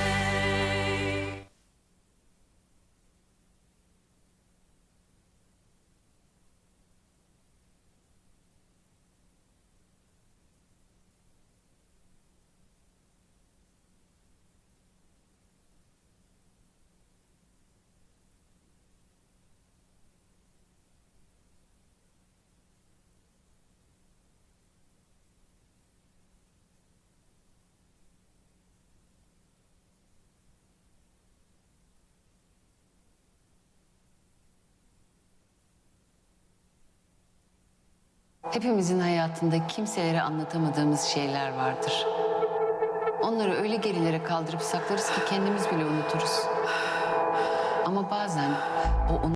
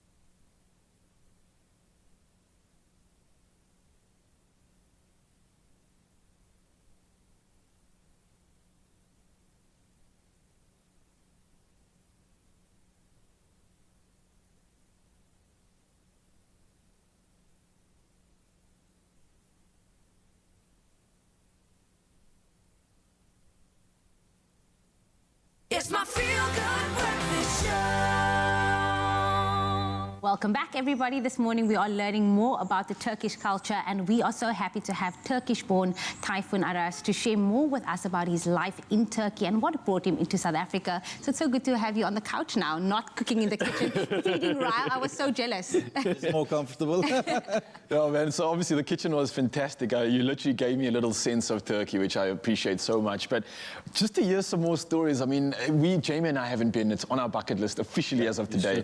But what is life like in Turkey? I mean, especially for someone like you that's been so well acquainted. Tell me some of the good stuff. Look, life in Turkey, you know, like they say, New York doesn't sleep. Istanbul is like that. Okay. There's always, like 4 o'clock in the morning, you're hungry, you go and find street food.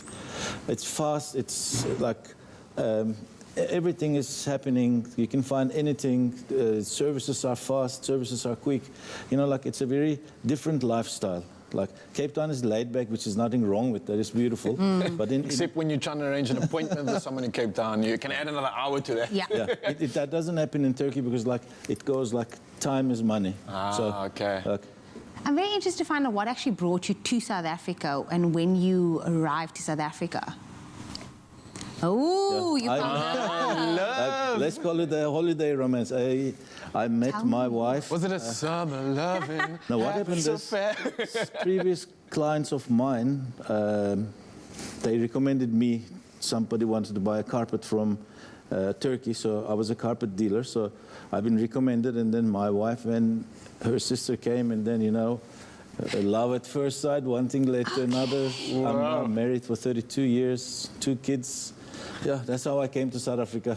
That is so beautiful, a love story in its own. But I also believe you lived in the second largest city, which I reported on earlier on, Ankara. Ankara is a capital city. Capital city? Yeah. Istanbul is the largest city and the previous capital, but from 1923 onwards, Ankara became the capital city. It's a city that built afterwards, you know, like Istanbul was already on both sides of the Asian, European continent. Ankara is right in the middle, and it's a great town. It's like a state affairs, like almost like Pretoria, without the Jacarandas. But Ankara is, I love Ankara because all my friends, all my family, and it's a different lifestyle. Istanbul is more prettier, but Ankara is sort of more warm. I mean, in the winter we go down to minus 20 degrees, but like warm in heart kind of city. Wow, so you mentioned Ankara, and then I believe recently after that you then relocated to what I believe is called Marmaris, if I'm not mistaken, which is closer to the Mediterranean side. It's between if this is Turkey, Marmaris is like where the Aegean and Mediterranean meets. Okay, that's beautiful. That sounds like something I would love. So what is the variation between the two, Ankara and the Mediterranean village? It sounds like there's worlds within Turkey that you need to also then explore. Look, when you can swim in the sea in Turkey in the same season, you can ski on the east.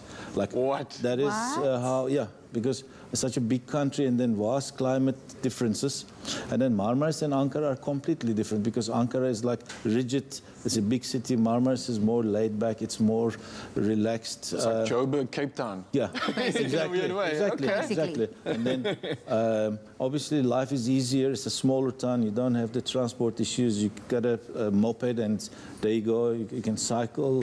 So it's a wonderful city, a lot of tourists, and it has its seasons. It starts in April, May, and then by October, November, the season dies, and then my wife and I, we used to come to South Africa, like swallows, follow the and you sun. just live in the best of both, Now I'm stuck here. Here's the thing as well, when you experience a culture, it's all about what you eat. They say the way to experience a place is through its food, and obviously you being a chef and just living the culture. Talk us about the food and the cuisine that we can experience in Turkey. Look, you can get almost anything in Turkey that is related with the Middle East. As I told Ryle earlier, in the Ottoman Empire time, it was such a big empire that, like, when some place was taken by the Ottomans, they adjusted and borrowed the culture, food. They got a chef from that region to the palace in Istanbul so that chef cook his best deal for the Sultan. You know, like, so the food, we have now, like, as the world is now, We have a dish in Istanbul, and then it can be a Lebanese dish, or it can be a Greek dish, it can be a Bulgarian dish. You know, like, so it's a very cosmopolitan kitchen. You can find traces of all countries, North African, like, so it's like amazing. But when you say Turkey, what comes to your mind? Kebab, baklava. You know, like, we're very familiar with that. I mean, with the braai culture of South Africa, when I came here, like, okay, I observed first what my brother-in-laws are doing, and then they braaiing, and then I tried the shish kebabs for them, and then, which is called society here, obviously, and then like they were like, wow, the marination is different. Oh, that's nice. They were skeptical in the beginning a bit, but I can imagine. Yeah. Oh, but Typhon, man, it's been an absolute pleasure chatting to you. I mean, for Jamie and I think from Zanzi as well, just to get a little bit of a taste and get closer to a country which I'm sure everybody would love to explore. And if we haven't had a reason to, you've given us every single reason. Yeah, please go. You will enjoy it. It's a friendly country. It's a safe country. And then the rand, Turkish lira exchange is in the favor of the rand. What? It's like, it's 1 lira used to be 5 rands. Now 1 lira is 1.9. So it's very affordable. It's like on that note love alone, it, shopper's paradise. On that note alone, I think we're booking our tickets to Turkey as soon as we can. Of course, Typhon, thank you once again for being with us today. Thank you for having me. To travel to the world within the world of Turkey, that's definitely on Jamie and I's bucket list.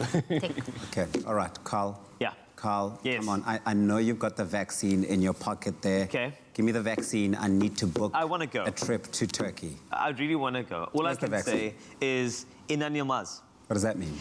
Incredible, I think. I hope so. We'll find out soon enough. Or can I just say sparse?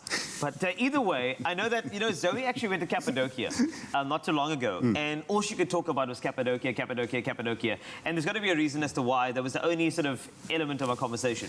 Well, I mean, it's, you know, it's a region in the heart of Turkey, loved by tourists who go there for its dramatic chimney pot rock formations and fairy tale scenery. You feel like you're in a fairy tale when you're there. And I haven't been there, but I've seen some pictures. But one of the most awe-inspiring sights has to be Cappadocia Caves, right? Exactly. Which Zoe couldn't stop talking about. We have to find out why. Let's see. Let's find out.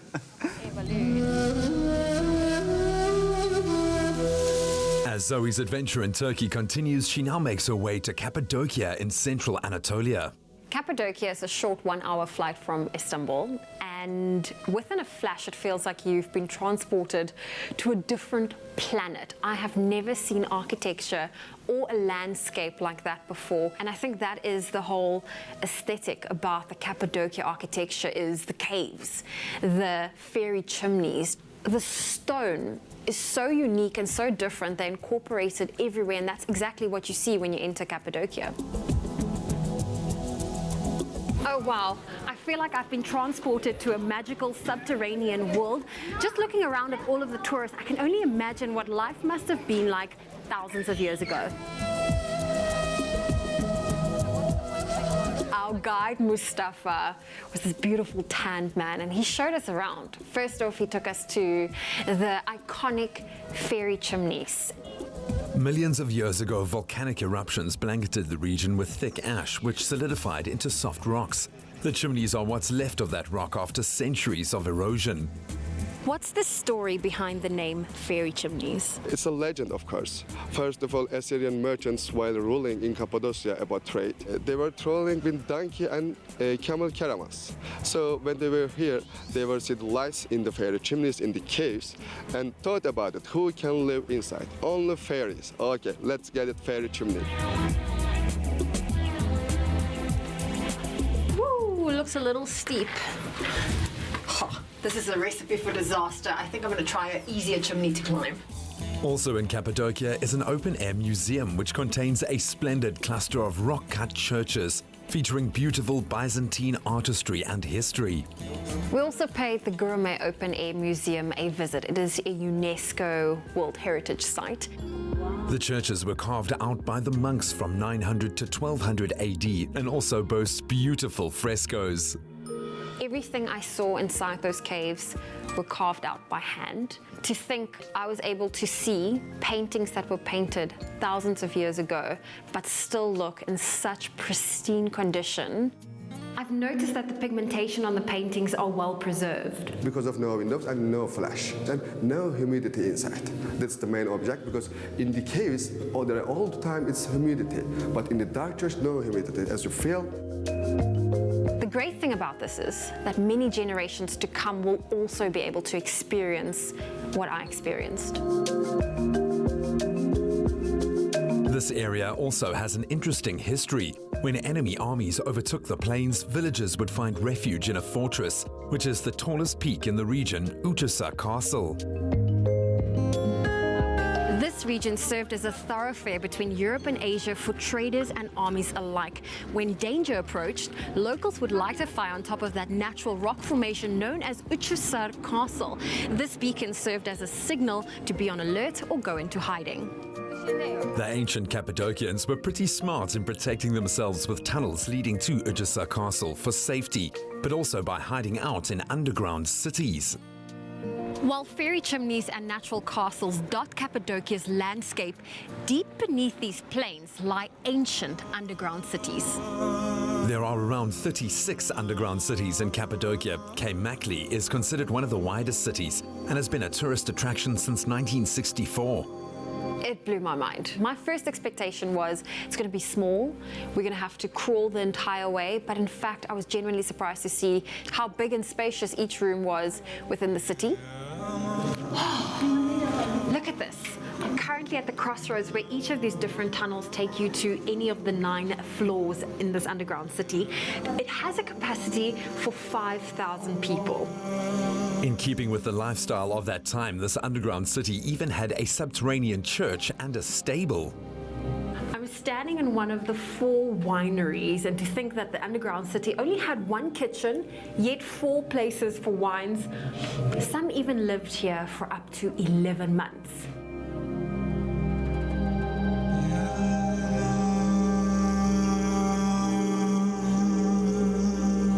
This underground city is visited by over 1 million people every year.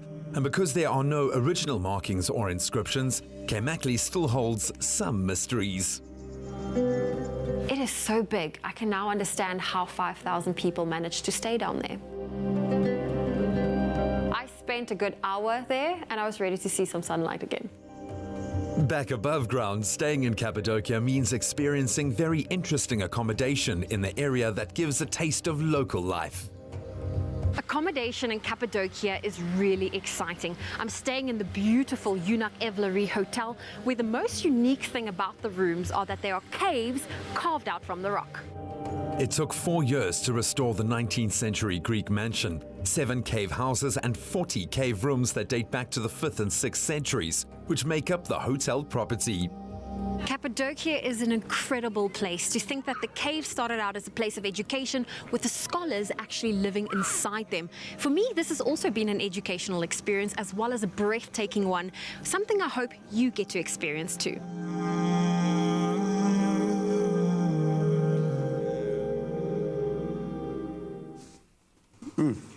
I'm lost, I'm enchanted.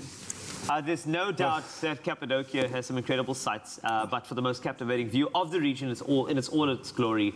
There's actually a hot air balloon trip, and this is actually one of the things that Zoe's chatted about all the time. It's definitely one of those items you've got to tick off your bucket list. If you're going to go to Turkey, you have to do that. I mean, you can really enjoy a balloon trip in Cappadocia nearly all year round. About 250 flying days, that's almost the entire year. And alongside summer and spring trips, a winter flight is also possible. It's a big experience, and it's rich in that, and culture and history and all of that. And then they've got the snow-covered chimney stacks that I think are actually a sight to behold, let's be honest. It is indeed. And I mean, those balloon trips, they're not for those with like a strong fear of heights. I mean, since Boston, you wouldn't survive there. High, and it's like 3,000 meters. No, you wouldn't survive. Oh, but I would be fine with that, though. The wind might blow my hair, but I'll be okay.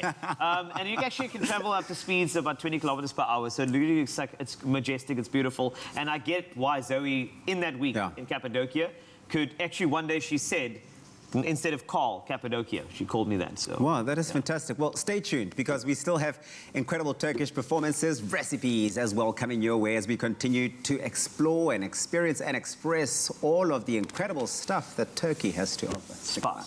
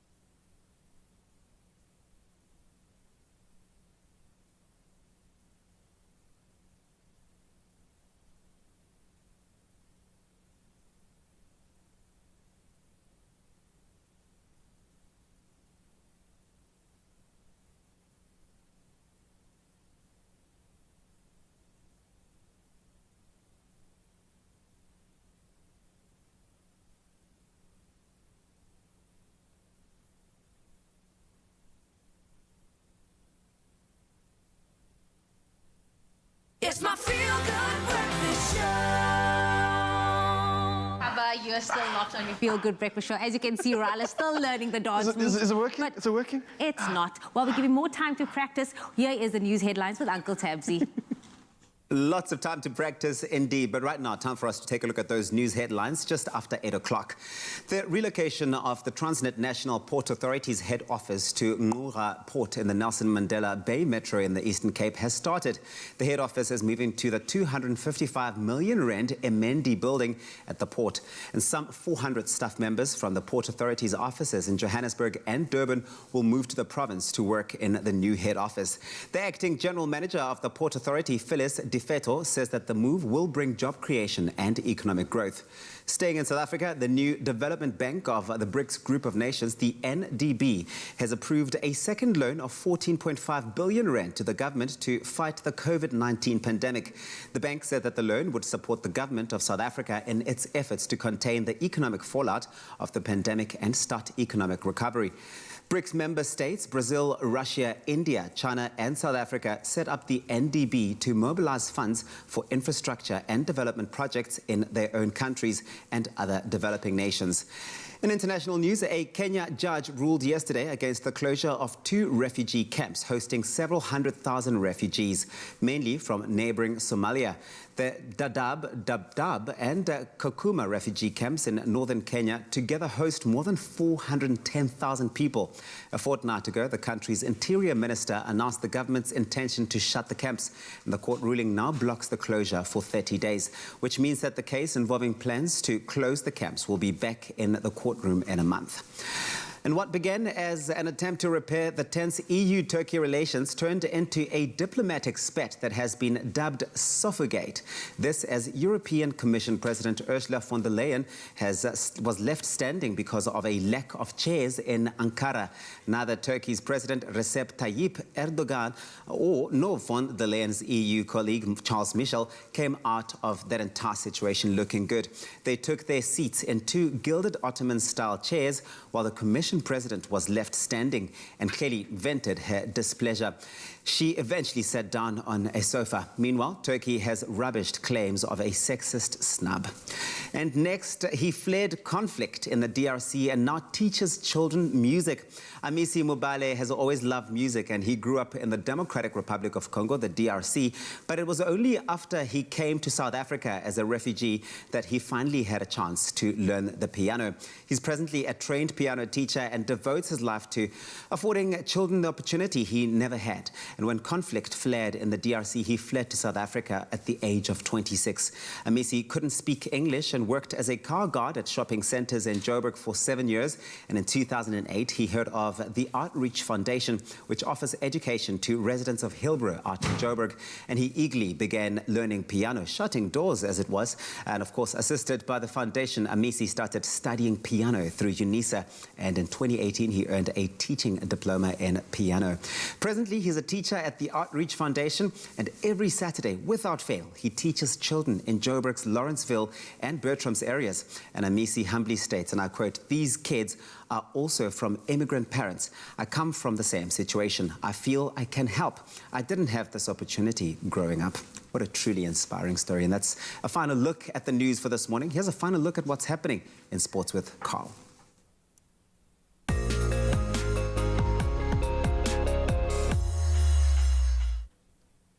Weather actually can be a sport when you are comparing sunrise pictures, and there have been some really great ones today, so let's look at it as if it was a sporting action story.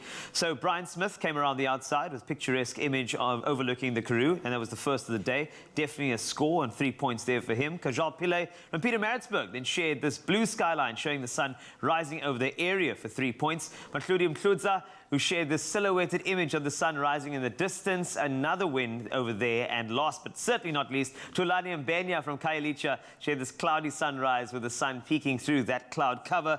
A victory overall for every single sunrise picture, and you could feel the same way. So please do continue to interact with us on the Expresso Facebook page. We really love seeing how you start your day in your area, so keep on posting. Now, while we love seeing the various parts of South Africa, we also love exploring and learning about the different cultures and countries internationally. So this morning, if we we have any viewers tuned in from the country of Turkey, this one is just for you. We've been talking about Turkey all day today, and our last international city of the morning is the gorgeous coastal city of Antalya. Now, it is located on Anatolia's southwest coast, bordered by Taurus Mountains. Its features include stunning views from nearby cliffs, numerous waterfalls, and historical architecture. The city is surrounded by two walls in the shape of a horsetail, one of which is along the seafront. A breezy morning is forecast with an otherwise mostly sunny day, reaching a maximum of 17 degrees Celsius sparse. So ski enthusiasts have welcomed the news of the extension of the ski season until the end of the month at the Yedikuyula Ski Center, a favorite destination for ski lovers with its proximity to Turkey's Mediterranean and southeastern regions. For the past years, the resort's ski season ended in mid-March due to insufficient snowfall and high temperatures. However, heavy snowfall in the last days of March resulted in a snow depth of 100 centimeters being measured at the resort. The center is one of the major ski resorts in the region with its slope height and different tracks. Meanwhile, winter sports activities continue at other leading ski centers of the country because the depth of the snow is still suitable for skiing. The highest figure of 198 centimeters was measured at the Karatakale Ski Center in northwestern Bolu province and at Uladag, and which is host to about 17 hotels, which with a bed capacity of about more than 6,000 snow remains deep enough to allow for skiing 4 months of the year. So it looks like ski season is still going in Turkey. So temperature-wise, it looks like higher temperatures for South Africa today. Let's take a look at all of those. I want to start you off with Polokwane. 28 degrees is your maximum from a low of 13. Bombela, 17 to 30. Pretoria reaches 28 degrees as a maximum from a minimum of 15 this morning. Johannesburg, good morning to you. 13 your low to a high of 25. Mahikeng, you can expect 30 as your high today from a low of 12. Klerksdorp, the same for you. 12 to 30 is your temperature as we move on to Kimberley, 14 to 31. Over to Bloemfontein, 9 is the low, but it rises up beautifully to 30. Richards Bay, you can expect 18 this morning, and that is to 28. Pietermaritzburg, the same max for you, 28 from a low of 16. Durban, a low of 20, which is rather high, but does move up to 26 later. Mthatha, you can expect 16 to 29. East London, 24 the maximum with a 25% chance of rain in your area, 17 the low. Cradock, you can expect quite a warm 33, so please hydrate. Sunscreen as well from a low of 10. Abeja, 14 to 22. George, 22 for you as well from a low of 12. Cape Town also reaches 22 as a high from a low of 16. Worcester 11 to 31. Sutherland 12 to 27. And then Uppington topping the temperatures as always with 35 from a low of 19 degrees Celsius. That's a wrap of your weather forecast for the day as well as your temperatures. Make sure you keep on sending the sunrise photos. And I do have another forecast for you, a chance of some incredible Turkish entertainment and belly dancing right here on Expresso. Yeah, that's right, Carl. South Africa is looking hot. The weather's looking delicious. And we're keeping that trend right here in the studio this morning. Now we've got the dance descendants about to deliver something special this morning. And we're keeping that theme of Turkey and keeping you close to that international travel, which will be happening soon. But before we get that opportunity to, let's see how these dancing jewels dazzle us this morning on the show. Let's take it away, ladies.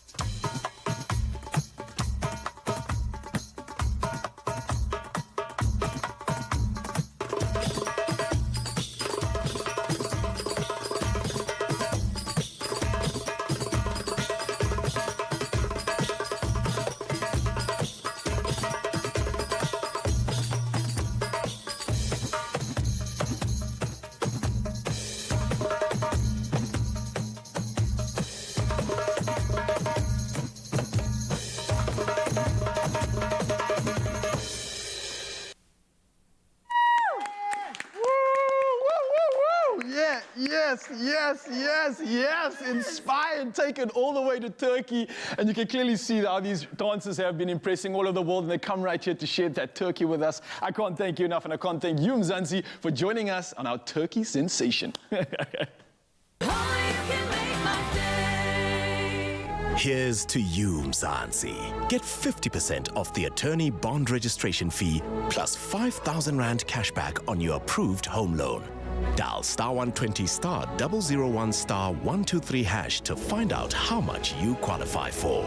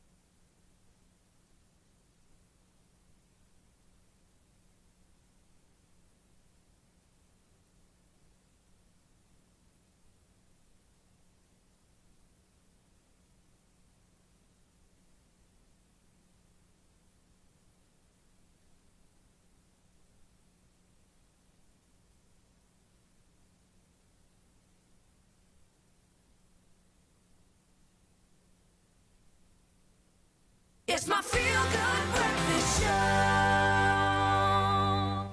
Welcome back to it, you gorgeous people, on a Friday. Your feel-good breakfast show here on S3. Open up to celebrations. It's a Friday, right? And you know what that means. We get to celebrate your birthdays. And on Monday... it's time to celebrate your birthday. On Monday, you woke up... Happy birthday. Have a happy birthday. Happy birthday. A very happy birthday to you. And so it's time to celebrate those birthdays. On the line, we have a very special parent, Rivka, our former head of wardrobe here at Expresso, who celebrates her son Zavian's birthday, and this happened on Monday. So Zavian woke up on Monday and realized this is my birthday weekend. Rivka, good morning. Morning. Yes, you are. You're on, Rivka. You are on. Morning. Morning. Well, happy birthday to Zavian. Oh, hello, Zavian. Hello, Yo, that's the birthday sash, right? I just want to say happy birthday to my son, to our son. Okay, no, she's not the father. She's obviously just a nanny.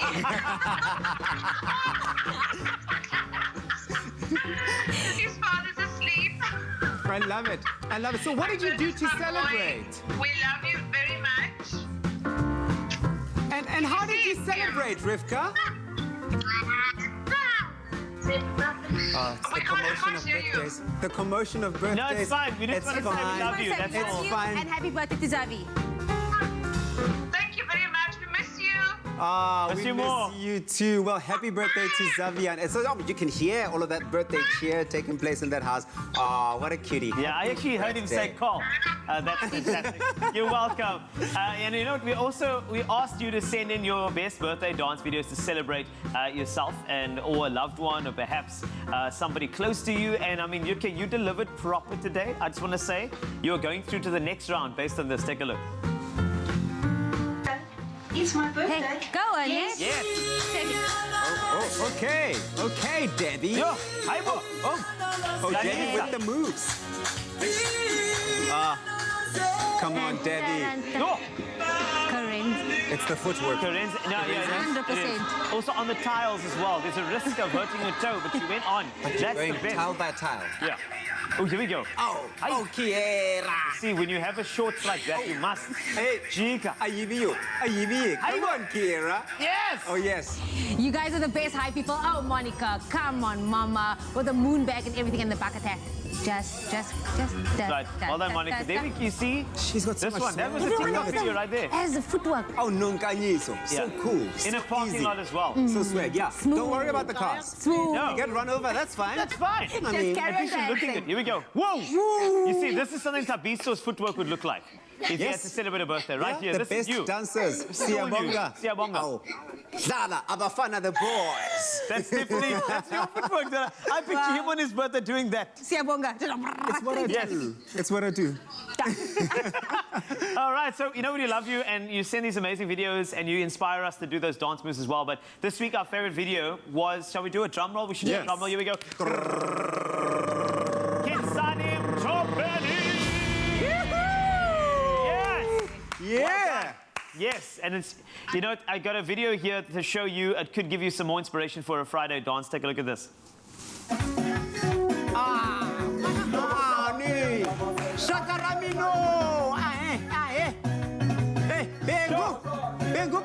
Insani, you're giving us vibes, you're giving us everything. We absolutely love the moves you put into this video, and we want to make your birthday extra special by giving you 500 Rand cash prize. You shaked your hips and your hips did not lie. Oh, that's beautiful. That's actually a Tsonga dance, and that outfit, it's called Shibelani. Shibelani. It's fantastic. Says Kensani, mi jaka lewan. Min rumela e-wallet, min rumela mal ka phone number ya mina ne. Now remember, we're running a weekly competition where you at home could win yourself $500 for celebrating your birthday. It's simple. Yes, all you need to do is to send in your birthday dance moves on WhatsApp. That number is 0716406551. It's on your screen right now. To enter, and the best dance moves wins. Terms and conditions can be found on expressoshow.com. Yes, every reason to celebrate birthdays and every reason to celebrate the fact that we are going to Turkey. And what's Turkey and what's a themed show without obviously getting involved in some Turkish delights? And now that's what's happening right here in the kitchen. And I'm joined by the sensational Typhoon Man. It's been such a pleasure chatting to you. Learning some of your flavors, your culture, your country is something that I just can't wait to actually visit. So before we get that opportunity to do so, I thought, well, look, let's get closer and closer to this country. Yeah. We've seen some dancing, we've heard about the culture, we've spoken about the language, but now I really want to get stuck into the food. Let's get to the real deal. Yeah, we had a nice trailer earlier in the kitchen with you, but now I want to get stuck into the essentials when it comes to that real Turkish delight. And it's not obviously the Turkish delight that I think everyone in South Africa is used to. This looks colorful, it looks vibrant, so many different textures and smells. What's going on here? Look, I sort of prepared a few staples that can fit in the whole day. Like these two are breakfast items. This can be eaten for lunch, dinner, and then this is like a little liquid dessert. We call it hoshaf. It's like a compote. So you essentially, you mentioned you've got things that you'd have for breakfast, lunch. So why don't we just go through the entire array? I mean, I'm dying to get to your country, so what better way? Give you a little taste of each, explain, and then you can taste, or shall I make a little plate? Let's do a little taste of each. I think you can add it all on the plate, and then I'll just go through each one. I like the fact that you mentioned you start them off with some breakfasts and then move to suppers, right? But this can be a meze spread as well. This could be eaten any time of the day. But like especially this is, let's start with this one. Yeah, let's get stuck in. So what's first up? Roasted red peppers. We have this long red peppers, that variety you can't find in South Africa. And then this, we roast, take the skin out, a little bit of the charred skin as extra flavor. Vinegar and olive oil. Ooh, that sounds good. Well, why don't we pop that on the plate? I'm dying to have a taste of this. Before we actually get into it, I'm going to spray my hands as well. Typhon, I saw you did yours. Yeah, you see, you are all good. Charred bits, extra flavor. All right. Do you want to pop me that knife over there as well? Let me just cut a little piece, because if I don't watch myself, I'll just pull full mouthfuls here, and I won't even be able to talk or explain these tastes. But for you, Mzansi, I'm doing this for you. I'm going deep. I'm giving you every reason to get that belly full of those Turkish delights. So this is a roast pepper. Roasted red pepper, Roasted red pepper. Right? Grilled on open fire. Okay. You must feel that. I like that. Fresh. Yeah. Getting some of that, the acidity and the kick from that vinegar. Yeah.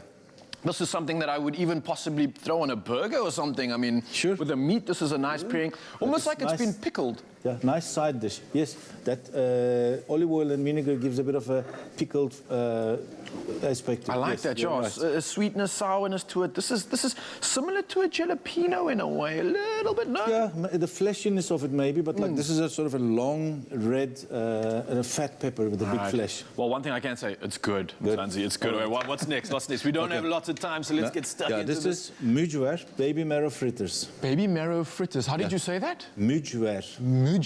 Yeah, the Turkish name mujver. You grate the baby marrows, feta cheese, flour, bit of egg, a little bit of cumin, chili, and then you sort of mix it. The flour combines it, and then you take a spoonful, fry it. Okay, so like a fritter or like a healthy pancake. It can be eaten cold. Grab one of these, yeah.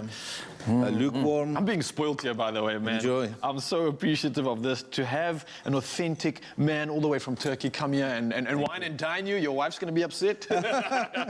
All right. Oh, wow. So, I like it all. So there's a little bit of a kick here. There's a bit of spice in this. Yes, chilies. And then cumin, but like the chili mustn't overpower the dish. It must be like at the back. I'm here, but that's it. And then I can definitely feel that it's here. There's a bit of the feta I'm loving so much. I think it goes so well with this pairing. There's a bit of a savory sort of a feel to this as well. I can imagine this even coupled with the pepper would be delicious. Yes. Look, a meze feast is like you take a bit of this, take a bit of that, and then make your own mixed platter. All right, so what are we up to next? That was good, by the way. Stuffed wine leaves. Stuffed wine leaves, okay. Like we in Turkey, we like stuffing things. So cabbage leaves, peppers, aubergines, wine leaves. So this is now the whole wine leaf. Start with the rice mixture. Rice, onion, black currants, pine nuts, a little bit of cinnamon, fresh dill and parsley, lemon juice. You cook that mixture, black pepper, let it cool. You open your wine leaf, you put your mixture and then you roll it and then cook the one last time for a few minutes until the leaf itself gets cooked. And then when you cut it into half, you will see the... Okay, let's grab one of these. Or you can have a bite, you'll see the... So, Typhon, while I'm busy with this, I mean, I would imagine that it seems like there are some essential ingredients when it comes to the Turkish style of cooking. Yes. If we're in South Africa and we want to kind of recreate that, what are some of the essentials that you'd reckon we need to add or have in our pantry? Look, there's a few already here that I can show you. Apricots is a very Turkish thing. Turkey supplies the 80% of the world's apricots. The biggest apricot producer in the southeast. This is a spice mixture. It can be Middle Eastern, Lebanese origin, what we use in Turkey called zatar. There's sumac, sesame seeds, a little bit of lemon zest, cumin and chili. Oregano, which is with the lamb dishes, meat, which is very flavorful. Sumac is the grated or ground powder of a berry, like a little bush in the middle. Yes. We all have it. Feta cheese is a sort of a... it's something that we all love. Oh, we all. And then pomegranate, like this is a symbol of abundance, fertility, you know, like with the so many jewels coming out of one thing. And then if there's one vegetable we can describe Turkey is aubergine. Aubergine, yeah. I forgot to bring here, but the aubergine we do fried, stuffed, pickled. Even a dessert of aubergine is made in the southeastern part of Turkey, like a jam. Yeah. Delicious. Oh, man, but look, we don't have much time to dig into the rest of this. I would have loved to get to the desserts, but obviously, Mzansi, you guys can check this out. Expresso.com, all the inspiration you need for your Turkish delights, as we're calling it here. And of course, tasting these foods has been such an absolute treat. And obviously, we want to know from you what you thought. So let us know on our social media pages. Have you been to Turkey? Or have you tried any traditional Turkey dishes? I've got to finish up. We've got desserts. We've got so much going on here. And so far, every single box is so, so good. Get involved, people. This is good, man. Enjoy. Thank you.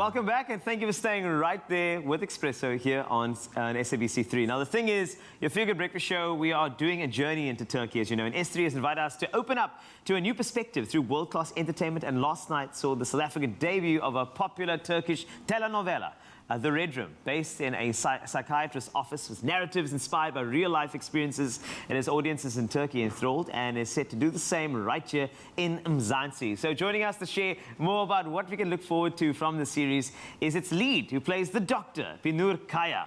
So the Doctor is more of a closed book, and we don't have much information about her. So Binur, if you don't mind, can you tell us a bit more about your character? Bizim doktorumuz mesleğine aşık, insanları çok seven ve onlara faydalı olmak isteyen bir doktor, her doktor gibi.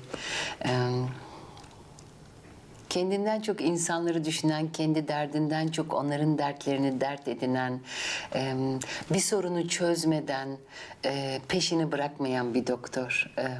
Yani ona bütün sorununuzu, kafanızdaki bütün problemleri, her şeyi emanet edebilirsiniz. O hepsini ayıklar, çözer, tertemiz bir şekilde size geri iade edebilir. Muhtemelen evine iş götüren bir doktor. Zamanının çoğunu kendisine gelen danışanlarının sorunları alıyor. Onların hikayeleriyle, onların dertleriyle son derece ilgili. Come here. The Red Room mainly highlights female stories, and now it's meeting African audiences for the first time.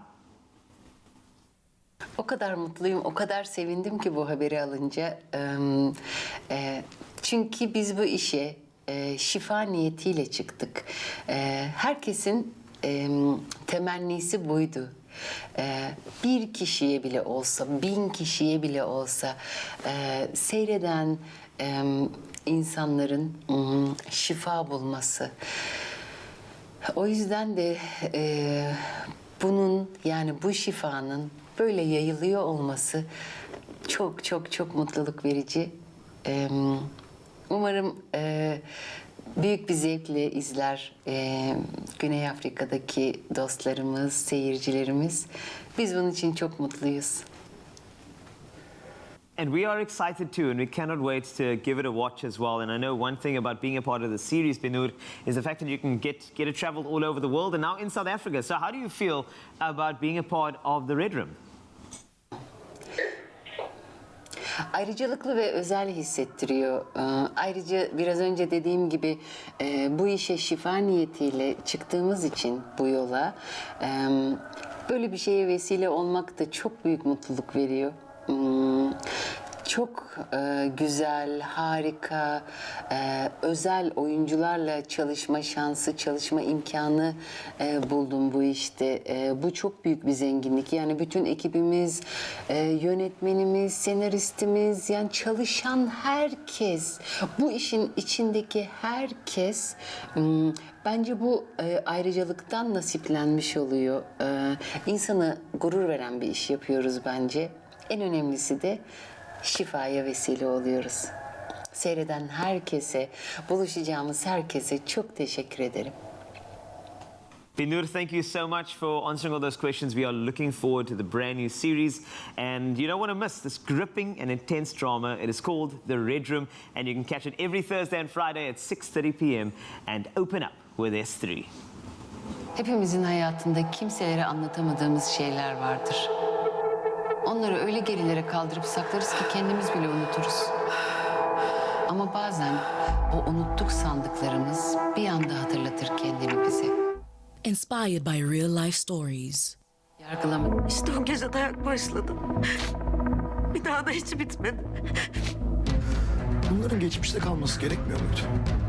Size yemek verdiğini görürsem... Seni de eşek sudan gelinceye kadar döverim. Bizim kendimize biçtiğimiz değer neyse, hayat bunun ne üstüne çıkabilir, ne altına iner. In the midst of all chaos, there's hope. Keşke benim gördüğümü siz de görebilseniz. Keşke siz de affedebilseniz kendinizi. The Red Room starts Thursday, the 8th of April at 6:30. Open up to S3 this April. Still in high school. Of course, so much magic on the show. It's Friday, and we thought, why not kick your weekend off with the man, the myth, the legend, JP Sebastian. He's come all the way into the studio this morning and is kicking off our weekend when it comes to movies, and we're chatting with some... I'm excited, man. A hype man makes me very nervous as well. I'm your hype man, JP Sebastian! We should like roll on the weekend, man. Every time you go into like movies and stuff, I can just like roll out the carpet for you. Nothing could help my romantic situation at this point. I need 3 riles. Well, never mind 3 rounds. We've got 3 movies that we're talking about, which are good. What's first up this weekend, man? Masked Avengers. This is the one that I'm watching. SABC 1, 9 p.m. tonight. Is it tonight? All right. Get the popcorn going. Man, this is a director named Chang Che. And this dude is like historical, just run and gun as far as his filmmaking goes. It's rough around the edges, but it's so quick paced. It's so like well choreographed. The end fight in this is one of the most intense like 15 minutes you'll see in your life. Like there are scenes where they're just 5 guys with tridents stabbing at one guy, and he's like trying not to die and trying to act at the same time. And the camera work in this is astonishing. Look, I love Quentin Tarantino, but Tarantino couldn't. I You think swear. Tarantino needs to start getting some tips from the... No, he absolutely does. Like, he'll be the first to admit these are the movies he was watching. And The Masked Avengers is exemplary. It's one thing for me when it comes from these, like, sort of, let's call it these Asian renditions, is the fact that there's beautiful artistry when it comes to those fight scenes. It's choreographed, it looks good. So the fact that you're talking about good camera work on that is something that I think has always been missing when it comes to the fact that they are so good at what they do. They've never been given the justice from someone actually capturing it the way it could be. Well, yeah, sure, in a lot of like B-grade stuff and whatever. But like I said, this is run and gun, this is low budget, and still the camera team is so on point, dude.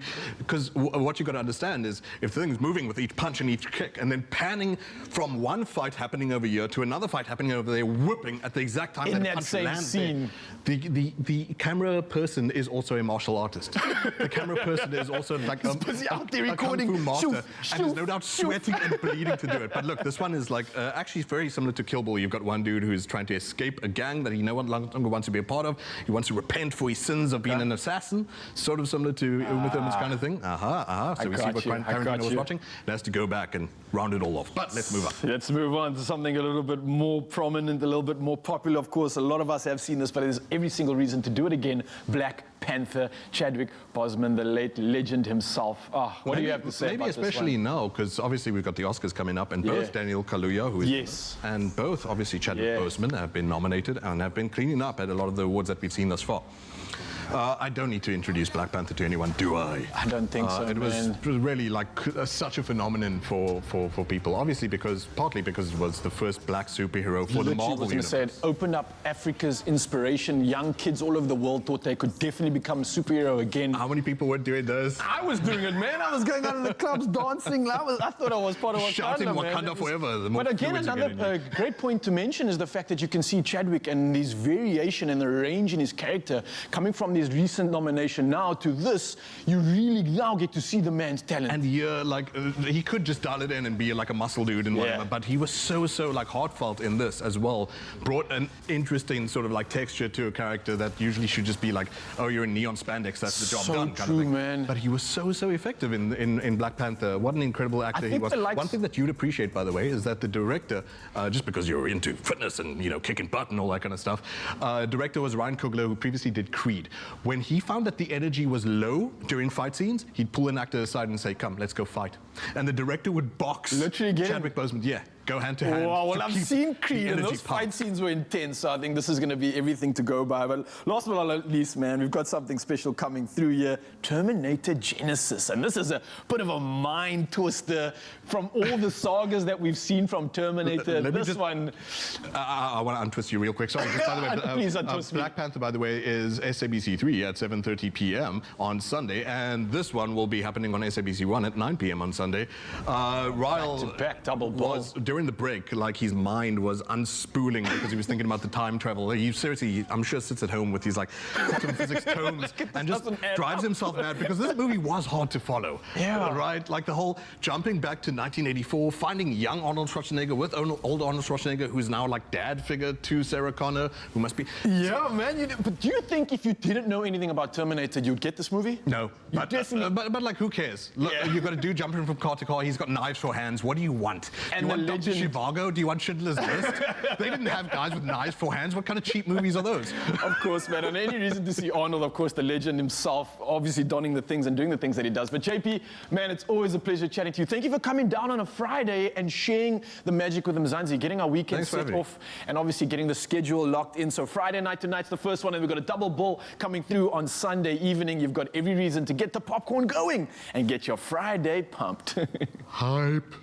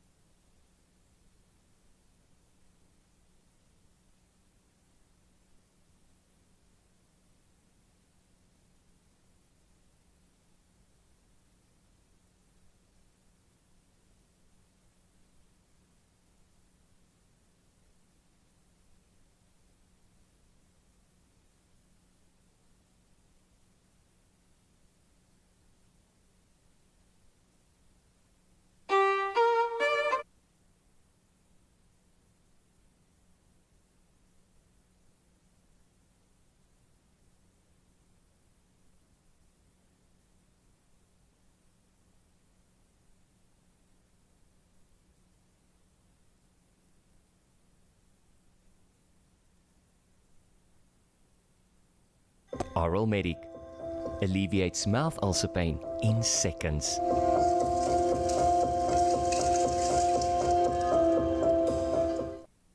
It's my feel-good breakfast show. So, we've had classic fashion from Timby, classic cars, thanks Chad, and we've seen classic hairstyles. And you, Michael? Classic. A classic range from Clover. Timeless taste.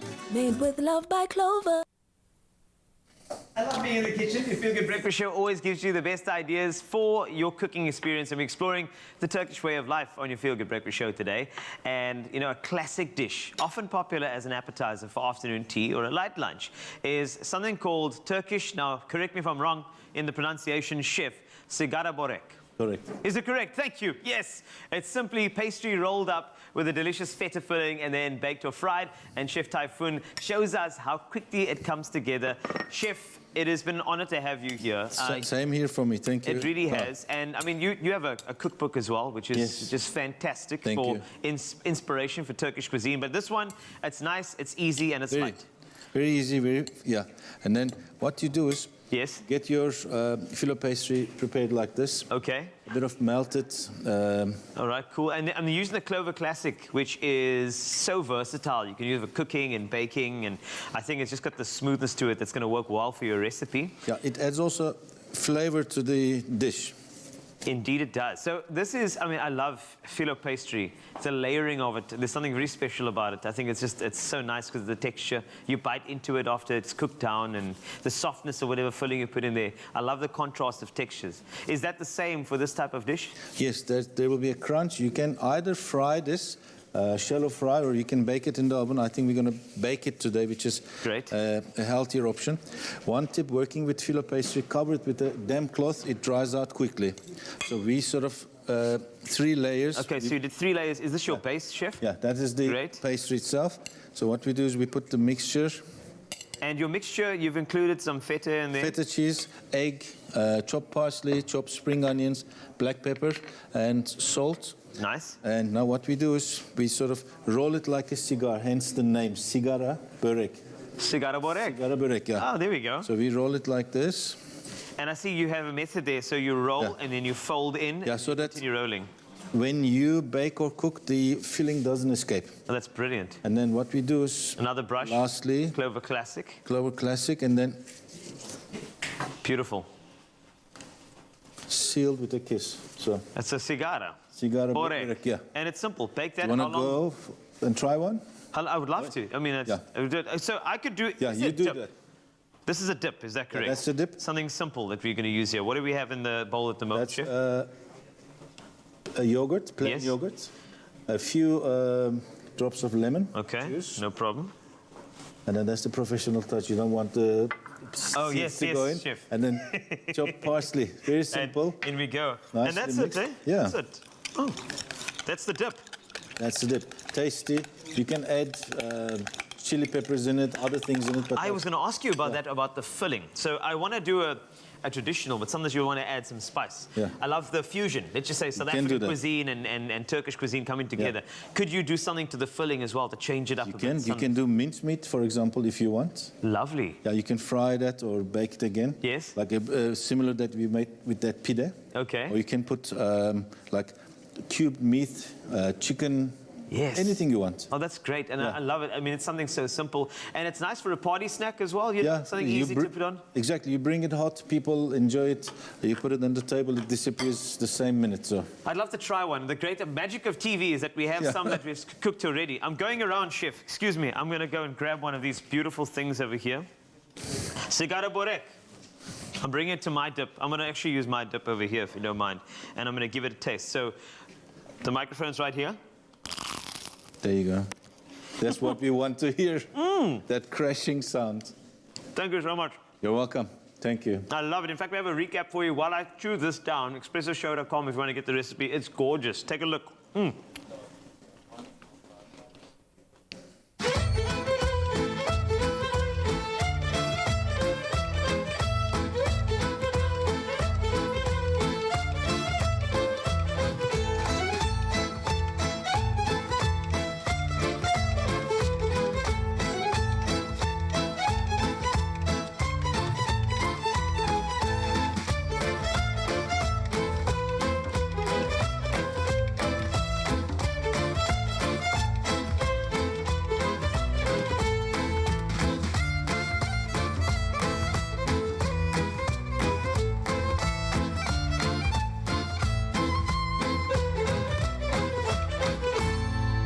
Made with love by Clover.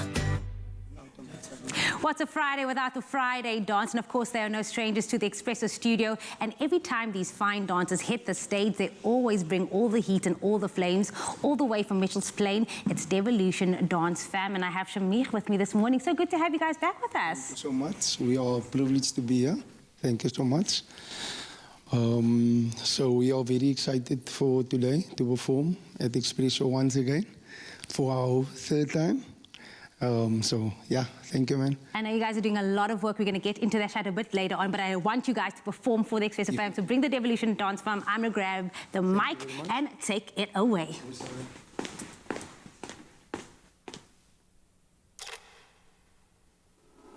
You are my love. I never wanna let this go. Never let this go.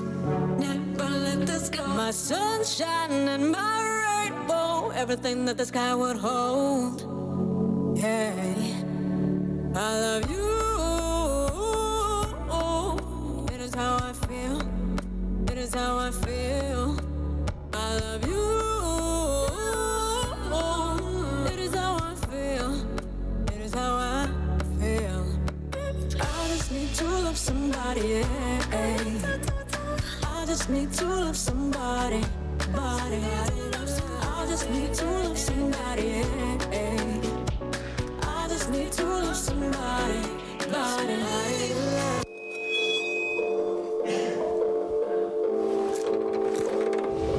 Yeah, you got that yummy, that yummy, that yummy, yummy. Yeah, you got that yummy, that yummy, that yummy, yummy. Say the word on my way. Yeah, babe, yeah, babe, yeah, babe. Any night, any day. Say the word on my way. Yeah, babe, yeah, babe, yeah, babe. In the morning or late. Say the word on my way. Bonafide stallion. Ain't no stable, no, you stay on the run. Ain't on the side, you're number one. Yeah, every time I come around, you get it done. Yeah, you got that yummy, that yummy, that yummy, yummy. Yeah, you got that yummy, that yummy, that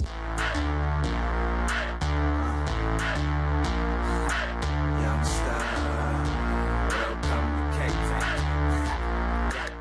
I know what's oven salutas. Some people say that, some people say that.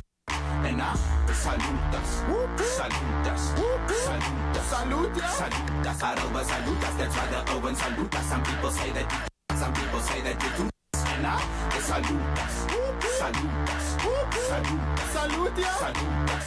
Youngster, CPT, what my name is. Crop stock, bond stock, celebration.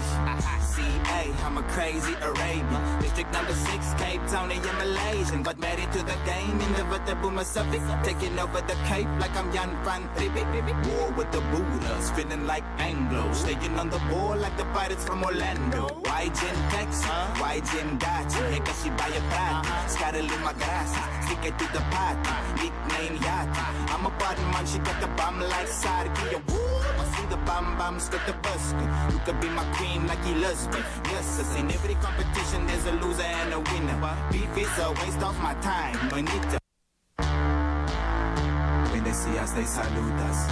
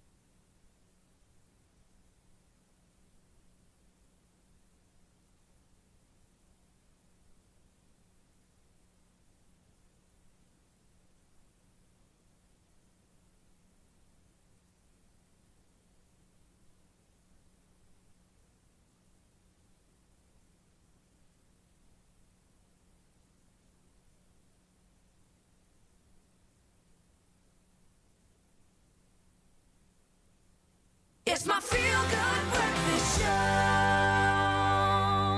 Welcome back. We just kick-started the weekend. It is Friday on your Feel Good Breakfast Show. And of course, it goes without saying that there's nothing smoother than Tropico. But the undeniable truth is that there is never a dull moment when we're cooking in the kitchen. What are you doing? I'm picking a drink. Picking a drink. Yeah.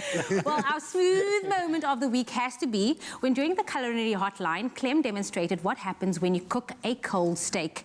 It even left Uncle Tabsy speechless for once. Yeah. I think we should just take a look at what actually went down.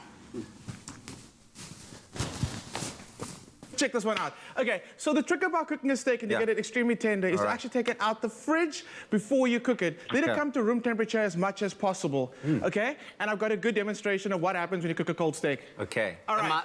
Am I the cold steak? So, it's like you said now, it's rainy, it's gloomy in Durban, and it might be a little colder. So imagine extremely cold, and then you jump into a hot bath, but your body's nice and cold. Can you come here, please? Now turn around. Can you lift your jacket up a little bit? Can you give me a zipa? Ah! You see what happens? You see what? Do it again. Ah! Ah! If your body or if your meat is nice and cold and you're something hot, that happens, right? Work with me here. Okay. So now, if you come inside and you let your body come to room temperature, and your body's temperature is a little higher, and you get into that same hot water, because your body's relaxed, because your body's at a more ambient temperature, you relax into the heat. Okay, Selma, while you're watching that, maybe you turn around. Maybe you turn around, maybe this way. Let's see if you're a hot or a cold steak. Let's lift your shirt up a little bit. Let's see, Zipa, maybe. What's going on? Is this a hot or that's a cold steak? It's a cold steak. Oh, shame, Vernon, I'm so sorry that Vernon came here to meet everyone. He was so excited, and you had him doing a tipper on the show. Jamie Lee, did you learn something? Stand up, my dear. No, my friend, now that's one smooth way to tipper Jamie, into the You weekend. made me everybody today, Tubbs. You need to show us how you did that. But I did it already, Jamie. Send it into the weekend for us. Come on, brother. Okay, all right. Okay, there you go. Yes, ladies You ready? and gentlemen.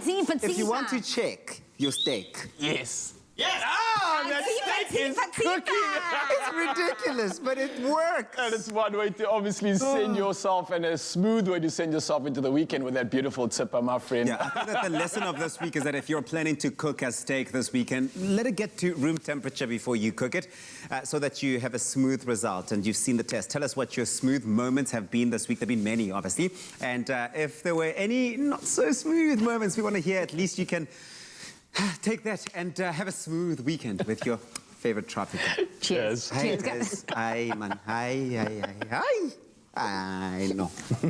Remember Winston? He landed the job of his dreams. Smooth. Late for his second day, he parked in the boss's spot. Not smooth. Luckily, the boss liked his style so much, he's up for promotion. Nothing smoother. Tropica. With love by Clover. Just want to check my steak quickly, Alden. How am I looking here? Am I fine? All right. Okay, cool. I just wanted to check. I just wanted to find out. Is it okay? That's great. Right. It is time to move the coffee table. You know why? Because the Devolution Dance fam are here for a Friday dance. So please feel free. It doesn't matter what dance you have. You can do this. You can hoy that. You can do the robot. You can do the vidum. It's entirely up to you as long as you dance along with these guys and get into the Friday mood. Devolution Dance fam, take it away.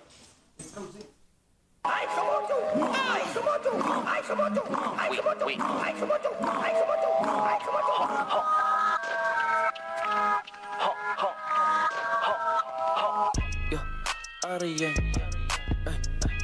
in your area, area, in your area. La ventana batut la costative. La ventana batut la lumapore.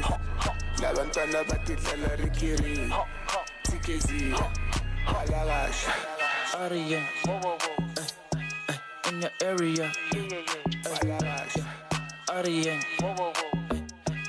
in your area.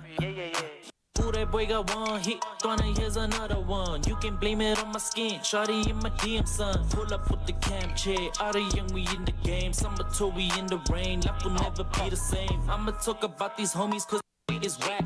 Only real survive, and Antoine, that's just facts. I be in the back with Mikado, we talking stacks. Hold up, they ain't ready for the facts. It's shoot, cheek you with the new issue. I be hanging with your girl and she don't miss you. Take it, my style. Yeah. Take it, my style. Equity. Take it, my style. Equity. Take it, my style. Equity. Take it. Take it. Take it, my style. Equity. I don't do the most, but I do a lot. Bitch, never let them take it from us. Last time that I checked, it was 5 chains on my neck. It was no smut on my rap last time that I checked. I was selling zones in the set. Make $250,000, no sweat last time that I checked. I'm the streets voice out west. Legendary self-made progress last time that I checked. First you get the money, then respect. Then the power and the hoes come next last time that I checked.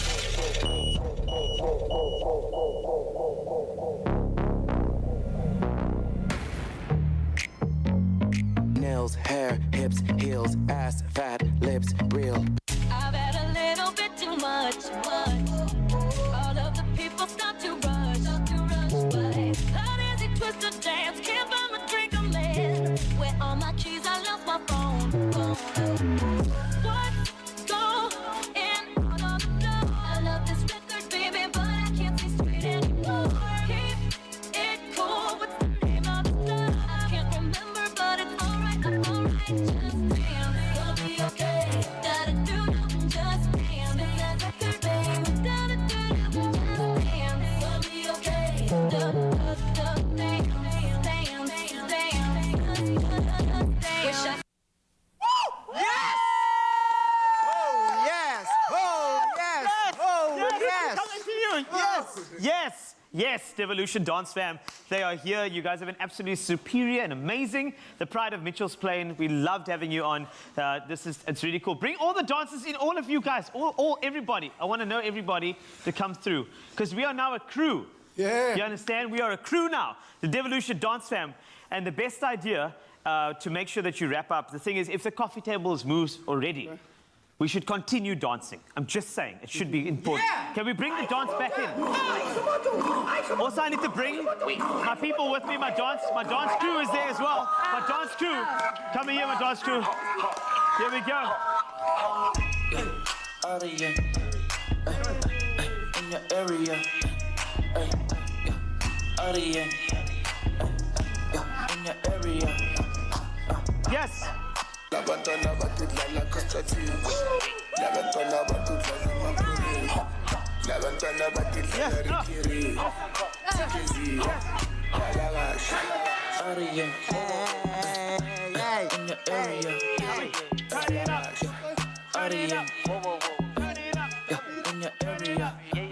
How's my steak? Boy got one hit, gonna here's another one. You can blame it on my skin, shawty in my DMs. Pull up with the cam chair, RDM we in the game. Summer tour we in the rain, life will never be the same. I'ma talk about these homies cause it's back. Only real survive and Antoine, that's just facts. I'll be in the back with Mikado, we talking stacks. Hold up, they ain't ready for the fact. Have a lovely weekend. Chicken with the new shoot. I be hanging with your girl and she don't shoot. Take it with style. Make the most of glorious summer with your picnic favorites. Made with love by Clover. Another feel-good production.